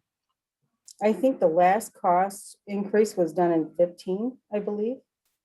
What would preclude us from increasing the beach parking fee? And do we know what other municipalities that charge for parking, such as Silver Beach, what they charge? I don't know what Silver Beach is I don't know what Silver Beach is charging right now. I did just recently see that New Buffalo is charging $15 a day for the kind of like the season, but not the like the high season, I guess, but $20 a day for July and middle of August, or first 2 weeks of August. We charge what again? I'm sorry. We charge 10. 10, okay. We charge 10, and then we have a 3-year seasonal parking permit that is tiered. So the first year you buy an $80, the second year it's 70, and the third year it's 60. One thing that we could possibly do is I have looked into what we do right now is we send out 2 parking stickers to every property owner in town on that parking sticker. And if you own a piece of property with no improvements, I don't believe you get one, but if you have a dock, it's convoluted, but there's an ordinance that, or I'm sorry, a resolution that sets it all out. But if we were to not mail out to every property owner their 2 parking stickers, that could be $450,000. But that might be a pretty unpopular decision because I do know people are already calling to find out when they're getting the stickers. I think that's fair. I would be calling. But that's a benefit that are given to city residents. But if we need money now, then that's maybe some place that people have to give a little. We could make a decision like that and not have that be a permanent decision, right? I mean, we could suspend two free for residents for a year or 2, and then plan to re-implement 2. Well, at this point, I think that you would have to change the resolution that allows for that. So that would be a city council action 1. But 2, they wouldn't be getting the same value as the parking sticker they would be getting this year. This year is a 3-year sticker. If we hold it off for 2 years, then they're only getting a 1-year sticker, a different valued sticker. Okay. Randy? Kate, help me on this one. On our city beaches, do we only clean the north and south beach? That's correct. I'm not sure if we clean the other beaches, but I know that due to the high water, we just can't get down to certain areas. So typically, unless there's been something going on down there, we have to go and manually clean it with hand tools. I don't think we're getting the machine down there. It's pretty large. Right. Okay. Thank you. Mm-hmm. Yep, Sean. Yeah, hey Kate, question on the cleaning, same subject. I was a guard when we didn't have, it was prior to the machines, we didn't have the cleaning. And I'm just wondering, I don't know if we can look at like the breakdown, if you can provide that for the 375, just to see how it breaks down for the different areas that you listed. But I'm just wondering if that cleaning, for instance, is something that might be a partial funding for this, that if we reduce that, a lot of times I see them, they're obviously cleaning and it's quite clean, but I don't remember how bad it was. I don't remember it being that bad when we didn't have it. So something that, there might be a balance there is what I'm saying. Like we might be able to sacrifice doing it every week or however often you said it versus every 2 weeks or certainly more often during the festival timeframes to try and recapture some of that money back for that. I don't know what that line item is. Maybe you can speak to it now, but it'd be nice to be able to see that. I cannot speak to it now. What I can say is that we've been collecting a lot more garbage off the beach every year. And you're seeing smaller plastic and smaller items. And that's really what is able to be picked up by that fine tooth comb. Now it can't pick up like cigarette butts necessarily, but I gotta tell you, we are picking up quite a substantial amount of plastic out there. Yeah, we had our roamers pretty quick to point out to people as they got up and left their blanket or collected their blanket and walked back to their car and left a pile of garbage. We were pretty quick to point out that they might want to collect their garbage or there might be somebody by to write a citation for them. So that worked out pretty well when we had roamers up and down the beach. But yeah, just a thought. Can we look at that, since that I know was originally discussed, that fund or that beach parking fee was originally discussed as funding obviously the improvements, but also specifically lifeguards. It was, and when we did the renewals, at least the one that I prepared in 2015, we did not tie it back to any kind of lifeguard program, but mostly for beach maintenance and operations. Sure. I think we would have a hard time. I'm out at the beach every day, and there is way more than, if you're not actually walking on the sand, you'd be shocked how much garbage there is every day, every morning. And a lot of it's small, but a lot of it washes in or blows in, not just people leaving it. In fact, most of it actually just blows in from the lake. So that is that something we can see the breakdown, or like a I don't know what you call it, an itemized of the beach fund or the parking fund? I have the aggregate here that I can share on my screen. I think I did total at least one of these categories. So you can Yeah, and see. I don't want to waste a bunch of your time or everybody's time now. I just don't know if that's an information piece that might be useful as we make the decision going forward. Sure. So as you can see here, I've got the annual revenues from beach parking, annual expenses, and these are just the cost of various programs and beach maintenance repairs that we have done over the last 5 years, which comes up to about $1.2 million. So you're really not coming up with a pretty rich fund if that's what you're looking for. No, just no, not a rich fund. I know the money goes in and goes out. I was just looking to see what it was. Yeah, basically, how it's spent now. Just again for informational purposes, sure, as we're deciding or advising what we're going to recommend to the city council members as far as the way forward. So that's perfect. Thank you. Any other questions from the committee on this topic? I did want to go forward real quick and just kind of talk about some things that I've been working on with Brandon Hens and the police department a little bit. We've been talking about a Nixle notification system, which is a text notification system that you can get signed up with. And what it does is that if you're signed up to this particular keyword, if there's an update, say beach flags are changed from yellow to red, a text notification would be sent out to all users who are signed up, and it would tell them to go check on our flag notification page, and they could see where the flags have changed.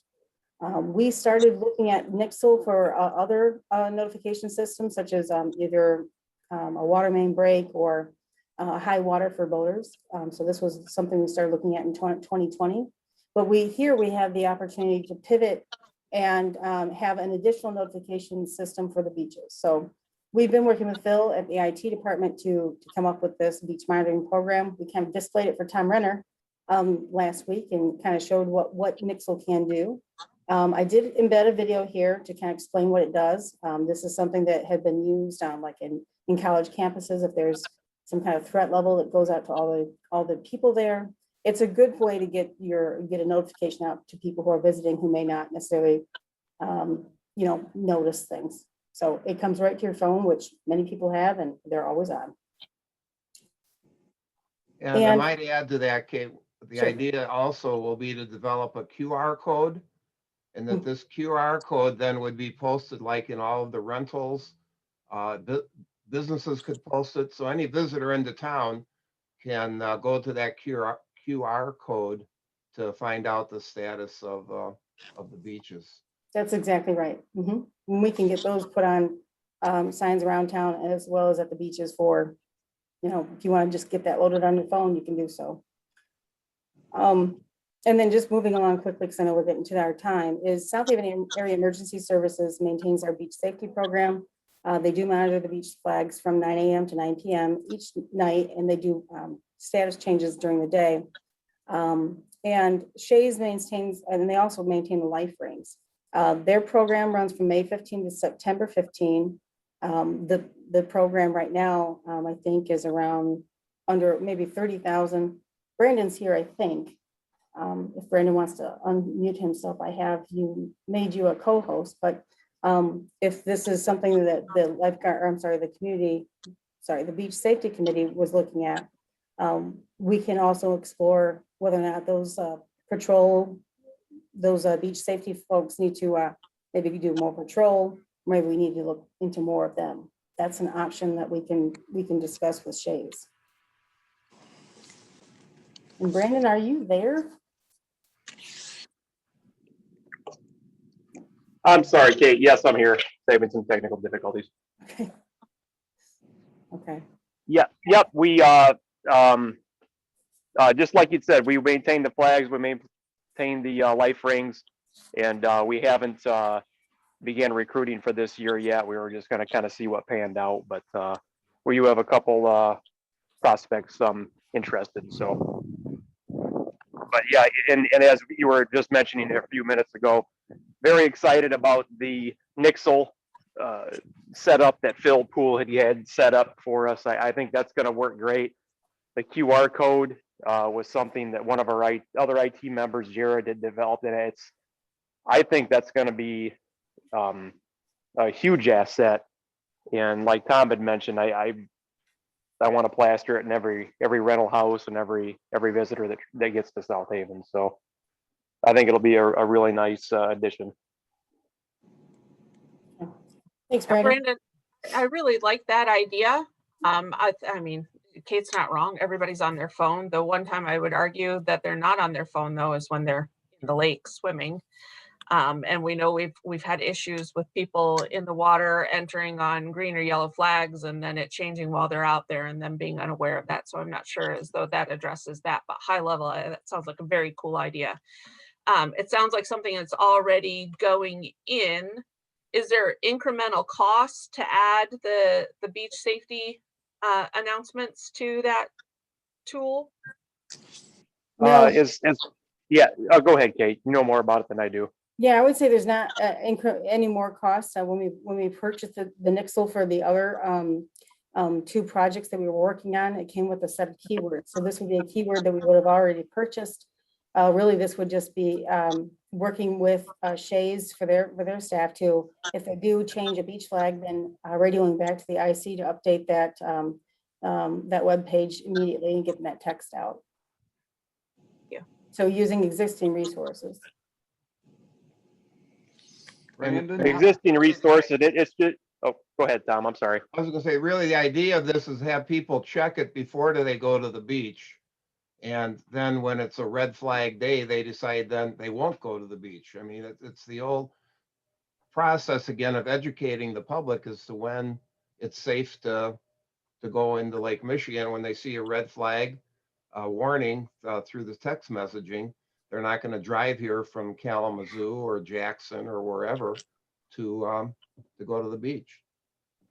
So it's really not intended for people that people on the beach can use it, but the idea is before a rental person, let's say in one of the houses, decides to go down to the beach for the family, they're aware that it's a red flag day and maybe, it's not a good idea. Let's do something different than go to the beach, or let's go to the splash pad or that type of a thing. Hey, Chief Hens, if you're still on the line, I have a question to circle it back to lifeguards real quick. Yes, sir. On the item 2 under other actions there, the last sentence that talks about this program could be expanded to include more patrol. In your opinion, you know, obviously as a professional and seeing a lot of what's happened on the lakes and the waterfronts and whatnot, between the patrol or something like that and lifeguards, what is in an ideal world, right? Money aside or whatnot. I just want to know your opinion, or from what you've seen in the discussions that you guys have, what is the best option? Like if you had your choice of the best option to fill that gap that we currently have right now for, you know, just trying to get a rescue happening quicker if we can, or having somebody there, what is the best option? I mean, between the two, a patrol or lifeguard program, or anything else for that matter, whatever your experience tells you, what would you say is the best option, and why, I guess? I would surely like to see more presence down there. I know you've stated before, and you're right. Somebody down there to educate a little bit more. I'm sorry, hold on just a minute. Somebody down there to educate a little bit more, more of a show of presence, whether it's by PD, whether it's by a lifeguard, whether it's by Marine Patrol. Be great if Coast Guard was still here. I would love to see more of a presence. And but at the end of the day, you know, we're doing the best we can with what we've got. So For sure. No, and I appreciate all you do. You know, the lifeguards, I think everybody agrees, we're trying to get to a point where we, you know, do all we can to save people. And I think we're all on the same page for that. Is there anything about lifeguards in particular, given that it's kind of the gold standard out there, right? I mean, they do it all over the country, all over the world. Is there anything in particular about lifeguards that concerns you, if you've been asked? And if not, I guess I'm asking, what are your concerns about lifeguards as a professional in your profession? What are your concerns with the lifeguard program filling that gap? I wouldn't have any concerns with it. You've done a very good job on educating. Quite honestly, there's a lot of things that I don't remember. I remember us having lifeguards when I was younger, but all the duties that they performed, I was totally unaware of them. And I think those were all important. And, you know, and I think the presence that the lifeguards showed when they were down there was important. I wouldn't have any concerns over a lifeguard program per se, you know. I think, I don't know. I guess to answer your question, I don't think I'd have any really. Okay, no, that's fair. You're the professional as far as everybody on the call, I think, as far as current rescue, you know, that field that you're in. And certainly you've risen to the level where you're an expert in your field. So that's why I asked, just trying to get a read on if you think there might be a problem that we should be looking at. Because obviously the committee we're trying to tear apart just that, like, hey, let's look at the reasons why we either should or shouldn't look at this as an option, and obviously all the other options. So thanks. I appreciate your input, Chief. Brandon, Sean, the only thing I would have had, and we kind of hit on it just a little bit ago, is I think it's hard. It's hard keeping a firefighter from doing his job. And when you're an officer and you're getting down there and the beach is rough, and this would go along with the lifeguards, as an employer, it gets questionable as, are they going to enter the water when it's red flags? One thing, and this was under a different city manager, I noticed that, you know, you used to be a firefighter here, but New Buffalo's city manager, they didn't enter the water when it was red flags, not when he was there. That's one of the things that he really said. He said, when it's red flags, the guards don't enter the water. And that has to be a call on who's there. And I understand that, you know. Yeah. It's tough that would be my only concern, is that when you have a lifeguard there, And we know how it is being young guys. We're gonna go in when it's rough because that's when it's fun. But I think people, it's hard to keep people from having that idea that if something happens, somebody will rescue me, somebody will be there. But they might not be able to be there. I mean, one of the hardest things for me to ever write up was a boat policy for going out on the lake. Because you got some guys that can handle a boat really good. You got some guys that don't. Yeah. And it depends on who's on duty. And even in the lifeguards, you'll have some that are really, really good, top of the class, and you'll have some that aren't. So it kind of depends on who's there, but they are now employees. And as the employer, that's the only thing I think you gotta, that would have bothered me is when would we go into the water? Hey, Sean, on that note, dig into your memory bank. I know the key with lifeguards and red flags is that having lifeguards mitigates the risk of people entering the water during those rough waters. I mean, beachgoers. How often though were you finding your guards in a situation where somebody did enter on a red flag, or maybe it flipped to red flag as somebody was already in the water and you're having to send guards out or not, where you would have to make that judgment call?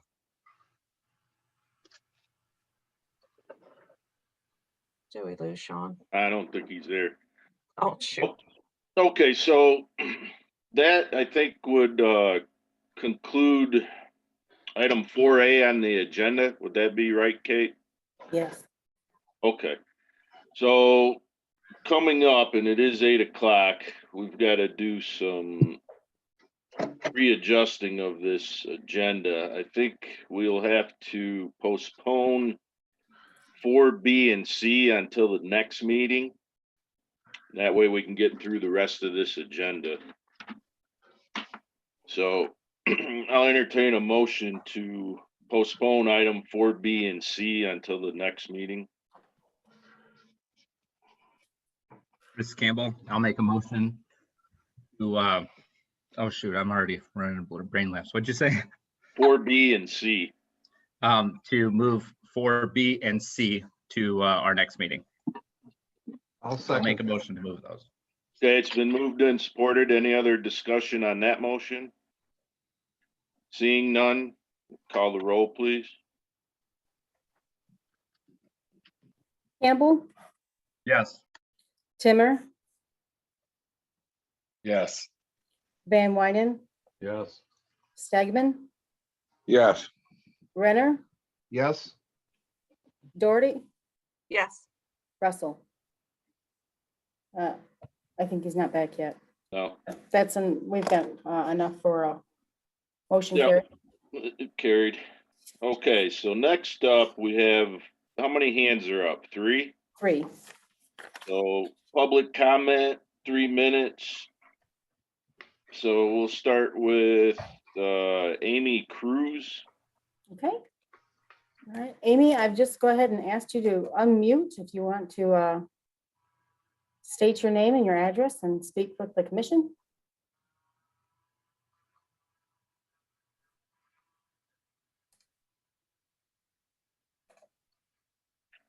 Are you there, Amy? Okay. I'm here. Can you hear me? Yes, 3 minutes, public 3 comment. minutes. All right. My name is Amy Cruz. I live in South Haven, born and raised. I was raised next to the lifeguard stand on the South Beach. I swam competition in high school, and I am now I just retired from the girls' high school varsity swim team. And I am a water safety instructor and I am a lifeguard instructor. I do want to state I was never contacted about anything about lifeguarding and instructing lifeguards. And I have been a lifeguard instructor for over 10 years. I just want to state that I've trained numerous lifeguards over the year to work at the high school pool because I run the high school's swimming lessons.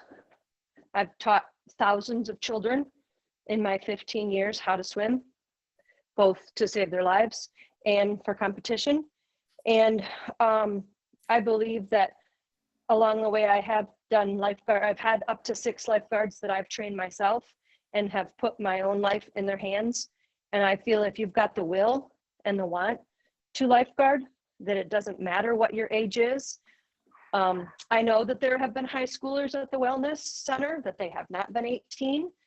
I have had 2 different high schoolers myself that I know of that have been under the age of 18 as lifeguards that I've trained that have worked at the wellness center.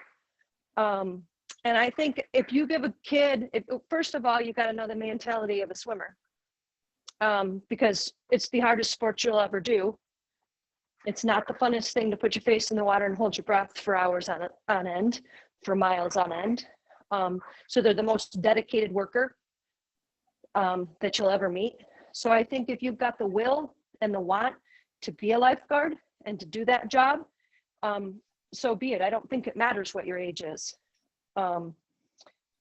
My swim team has been academically averaging probably a 3.6 to a 3.9 GPA on my 10 years of teaching our varsity girls swim coach.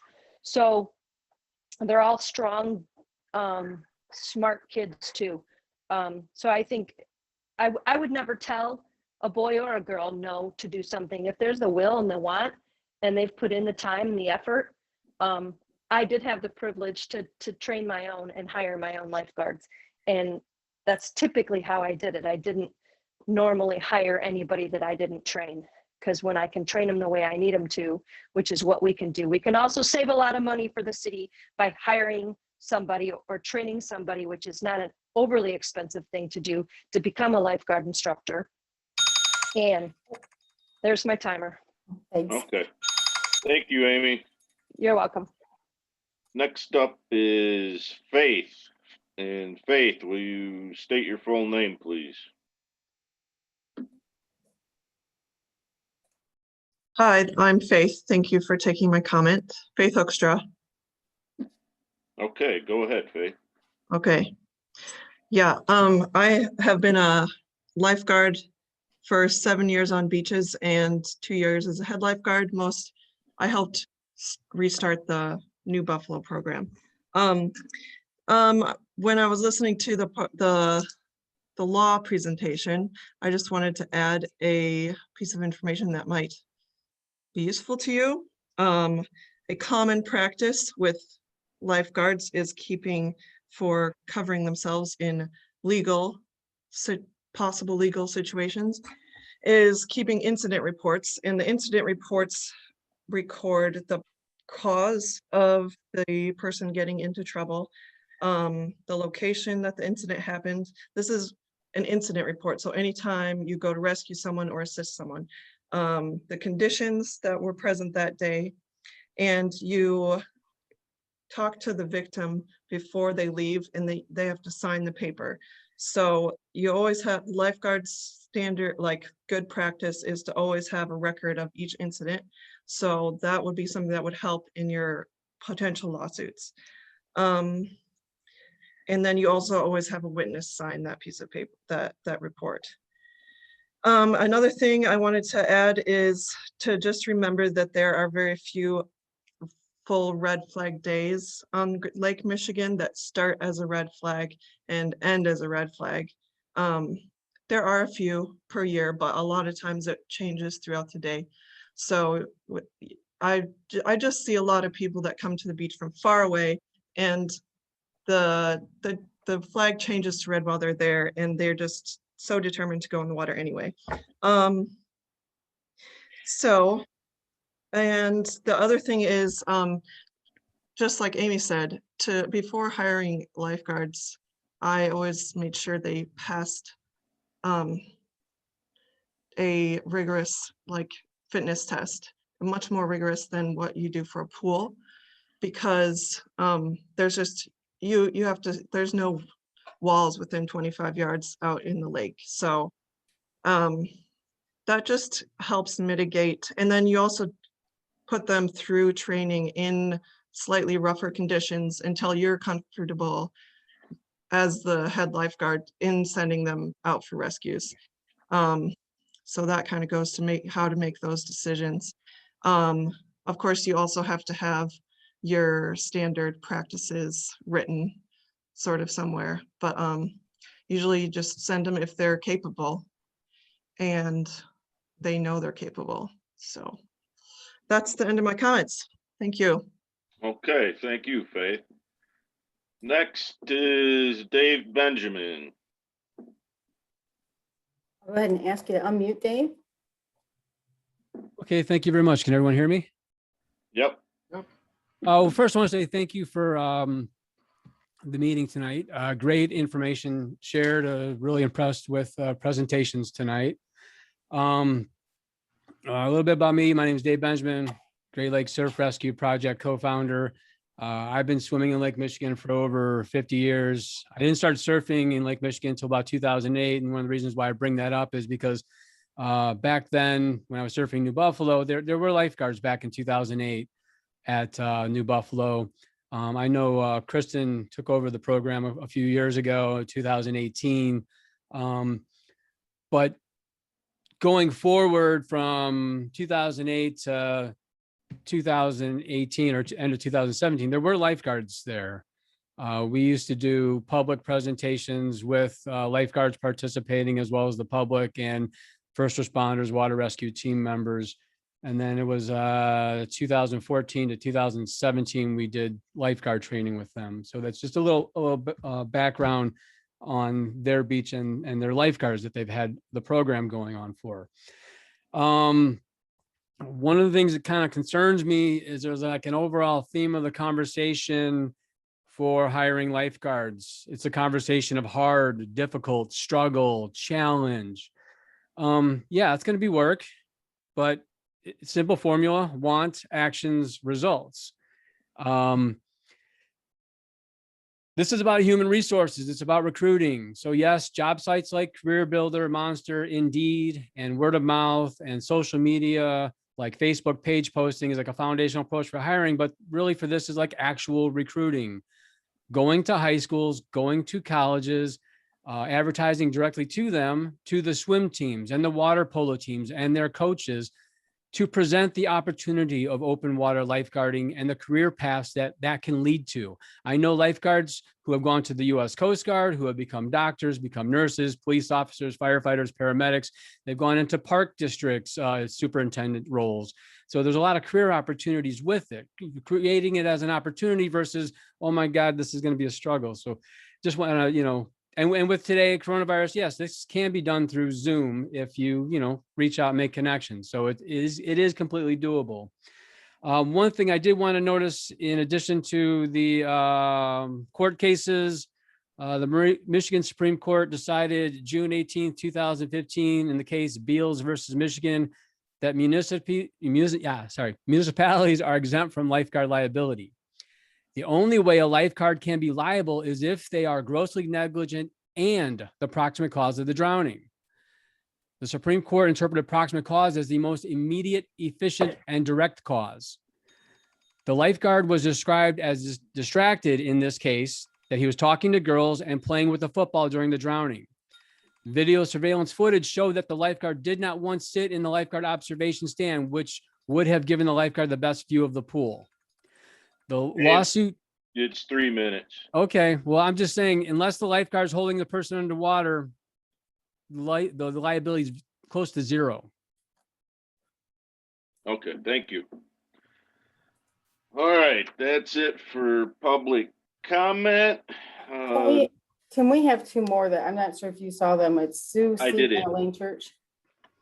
Go ahead and call on them if you would. Okay, I'll go ahead and unmute Elaine. Okay, Elaine, are you there? Yeah, I jumped on tonight to support South Haven. I run a beach south of you. It is called Bethany Beach in Sawyer, Michigan. I talked to Kim Wise briefly this winter. She had a few questions and I connected with her. Bethany has had lifeguards for over 80 years straight. I was a lifeguard there in college, and now I run the program myself for the last 20 years. And it is one of the most rewarding programs I do in the summer. It is a process to get guards, but if you continue, I want to encourage you guys, if you start your program out and you get somebody who's loves high school, college kids, you could really turn this into a great funnel of great guards coming in. I do recruit at high schools and colleges, and right now I have a pile of applicants already. They all won't be hired. Sadly, I will not have room for them all, but I'm constantly looking for guards, and I work with Dave Benjamin. They come in and do training for us. We train right on the beach, but it's a great thing, and we've had great success. So I'm just jumping on to let you guys know I'm here to support you in any way as a beach on Lake Michigan with anything I can do. So I just wanted to throw my support your guys' way. Okay, thank you, Elaine. And who was the last one, Kate? Sue C. Sue, I'll go ahead and ask her to unmute.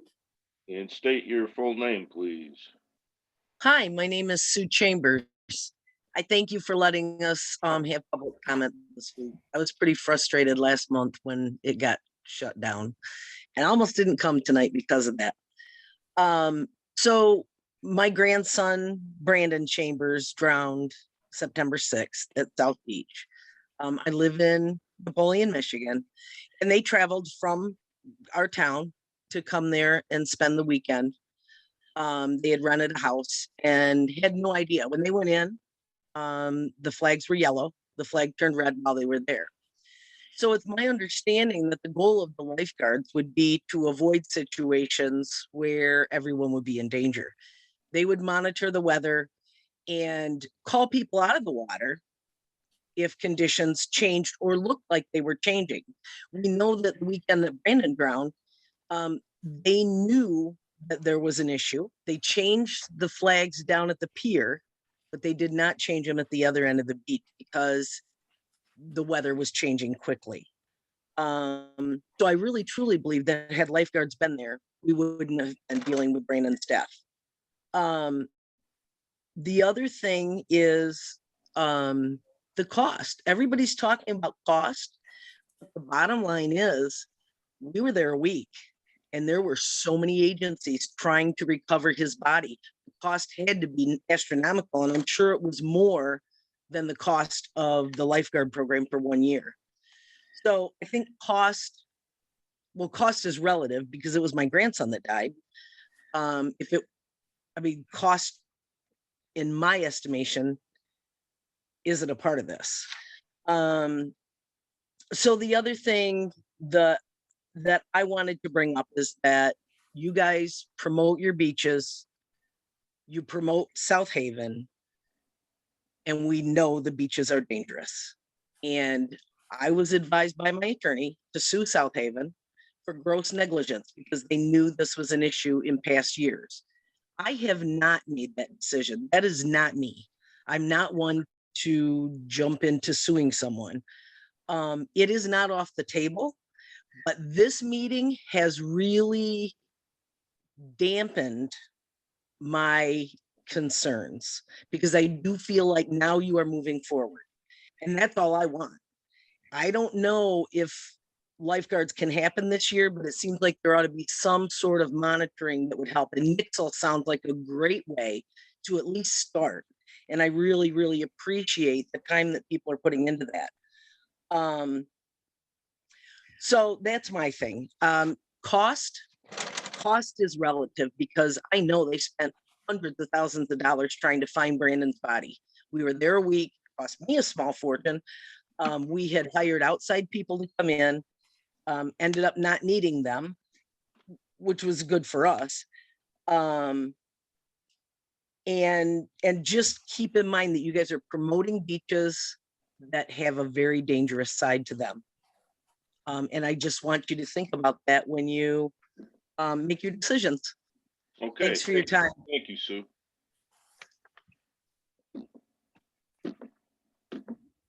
All right, next up, do we have any correspondence?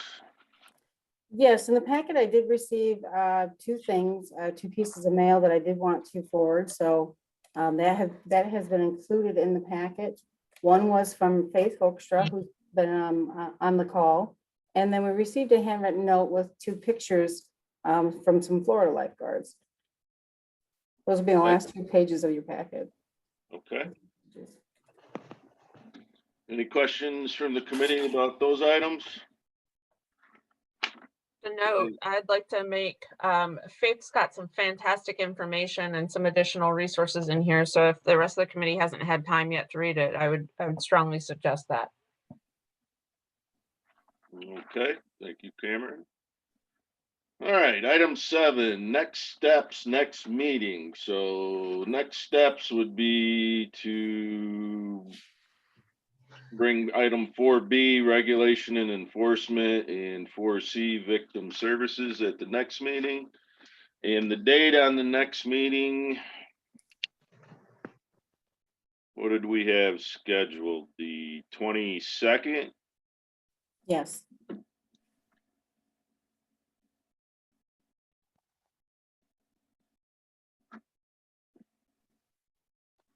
Okay. Any discussion on item 7? Okay, seeing none, do we have any committee members or staff comments? And I'll just raise your hand if you're on the committee, and I'll call on you if you have any comments. We'll start with Tom Renner and then go to Randy. I wonder if for our next meeting, it'd be possible to have a proposed or conceptual organizational chart. You know, what department within the city will be responsible for the lifeguards, and just kind of how the whole chain of command is going to work. Well, I think that would be for the meeting after the next meeting. Okay. When we start to develop a recommendation. Okay. Okay. Thank you. Yep. Who else? I think we still have to come to the point too, and I think that comes down to that meeting you're talking about, is what is our recommendation? We have to go through and see if we think lifeguards are something we need, or if there's other options. As far as comments go, there are other things to also look at, and I feel like sometimes we went through this and we got a little narrow-minded, but is there also volunteer groups that we could look at too, or things that the fire department could do with interns as well? So these are other options that I'm just putting out there as information, because sometimes getting it out of my head and putting it out, at least other people have better thoughts than me. So let's see what they got or have thought of already. So. Okay. Who else was there? Just go ahead. Okay. Hey, Oh, I'm sorry. Go ahead, Cam. Thank you, sir. It's my understanding that city staff did reach out to other programs and experts beyond New Buffalo and Silver Beach. Just wondering if it's possible to get a report back on findings from those other programs, including the information that Elaine Church had provided, maybe for our next packet. From Bethany Beach? Yes. We didn't really look at at least I have not looked at Bethany Beach since they're not a municipal organization. So we looked at the 2 organizations that had municipal or county government organizations. So I provided what we've gotten. Okay. It's my understanding that we had city staff reach out to Great Lakes, Bethany Beach, and a couple other areas as well. That's the communication that's kind of been back channeled to me. Okay. I can touch base with you offline on that though, Kate. Okay. Yeah, but I think we've covered the lifeguard portion. I think we're going into something else now, existing ordinances. Right. Yeah, Kate, I'll back that up. I'd like to see whatever the city worked on, if it was something the city was tasked to do. John, this is somebody working on it. John, this is Tim. And I'd like to see that information. Oh, there you so whatever was collected or whatever notes Texted him, Tim. there were on, those other lifeguard programs or other contacts, can we get that information? I'm completely not even sure what you Sorry. asked for. You were frozen, or really, the speech was delayed there. I'm not really sure what was going on. Very garbled. Yeah, how about now, Tim? Can you hear me now? Now I can hear you.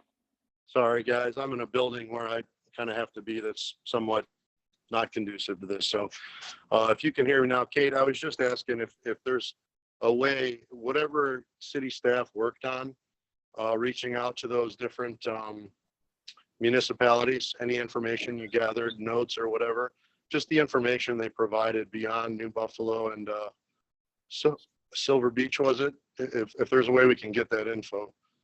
I'll see what I can do. Okay. Yeah, appreciate it. Yeah, we just like to know what they're saying exactly. If you guys already worked on it, I don't want to double tap and try and reach out and get that information. So just so I understand what the lifeguards are doing in those places. Okay. Who was it? Yeah. I'm just a comment. If you guys get a chance, any of the committee, drive down to the beach and just think about being somebody from out of town and look. I was really kind of shocked when I did it because I know where the signs are. But going back to the signs that give you 24/7, 365, they just take a look at them. I was really surprised. I think we can do a lot better job on our signage. I'm not going to say people will like it because you're going to block their views, but it's the North Beach. The signs are really high. They got a lot of nice signs up, but they're on every other pole and they're up high. In the South Beach, there's nothing in the center of that beach. But just go down. If you haven't had a chance, go down and look and just see what you think. That's it. Okay. Anything else? All right. Well, I want to thank everybody for coming tonight. In April 22nd, we'll pick up where we left off. So it almost seems like a series of 3 meetings for the one meeting we were going to do. And somebody had mentioned that we cut off public comment at the last meeting. And actually what we did was postponed the last meeting till tonight because it ran very long. And as you can see, to get through the agenda we had set forward, we've had about 5 hours. So quite lengthy and a lot of information coming your way. So look forward to hopefully wrapping up the agenda at the next meeting.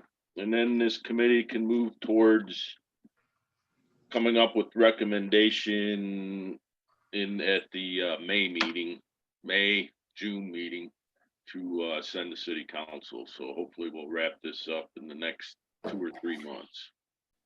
All right. So with that, and spring's here. I saw some daffodils up today and the crocus are up. So it's looking good. All right. I'll entertain a motion to adjourn. Make the motion. I'll second it. Been moved and supported to adjourn. Is there any other discussion on this? Seeing none, a roll call, please. Timmer, Yes. Van Wynen, Yes. Stegman, Yes. Renner, Yes. Doherty, Yes. Russell, Yes. Campbell. Yes. We're adjourned at 8:29. Okay. Have a good evening, everybody. Thanks, Tim.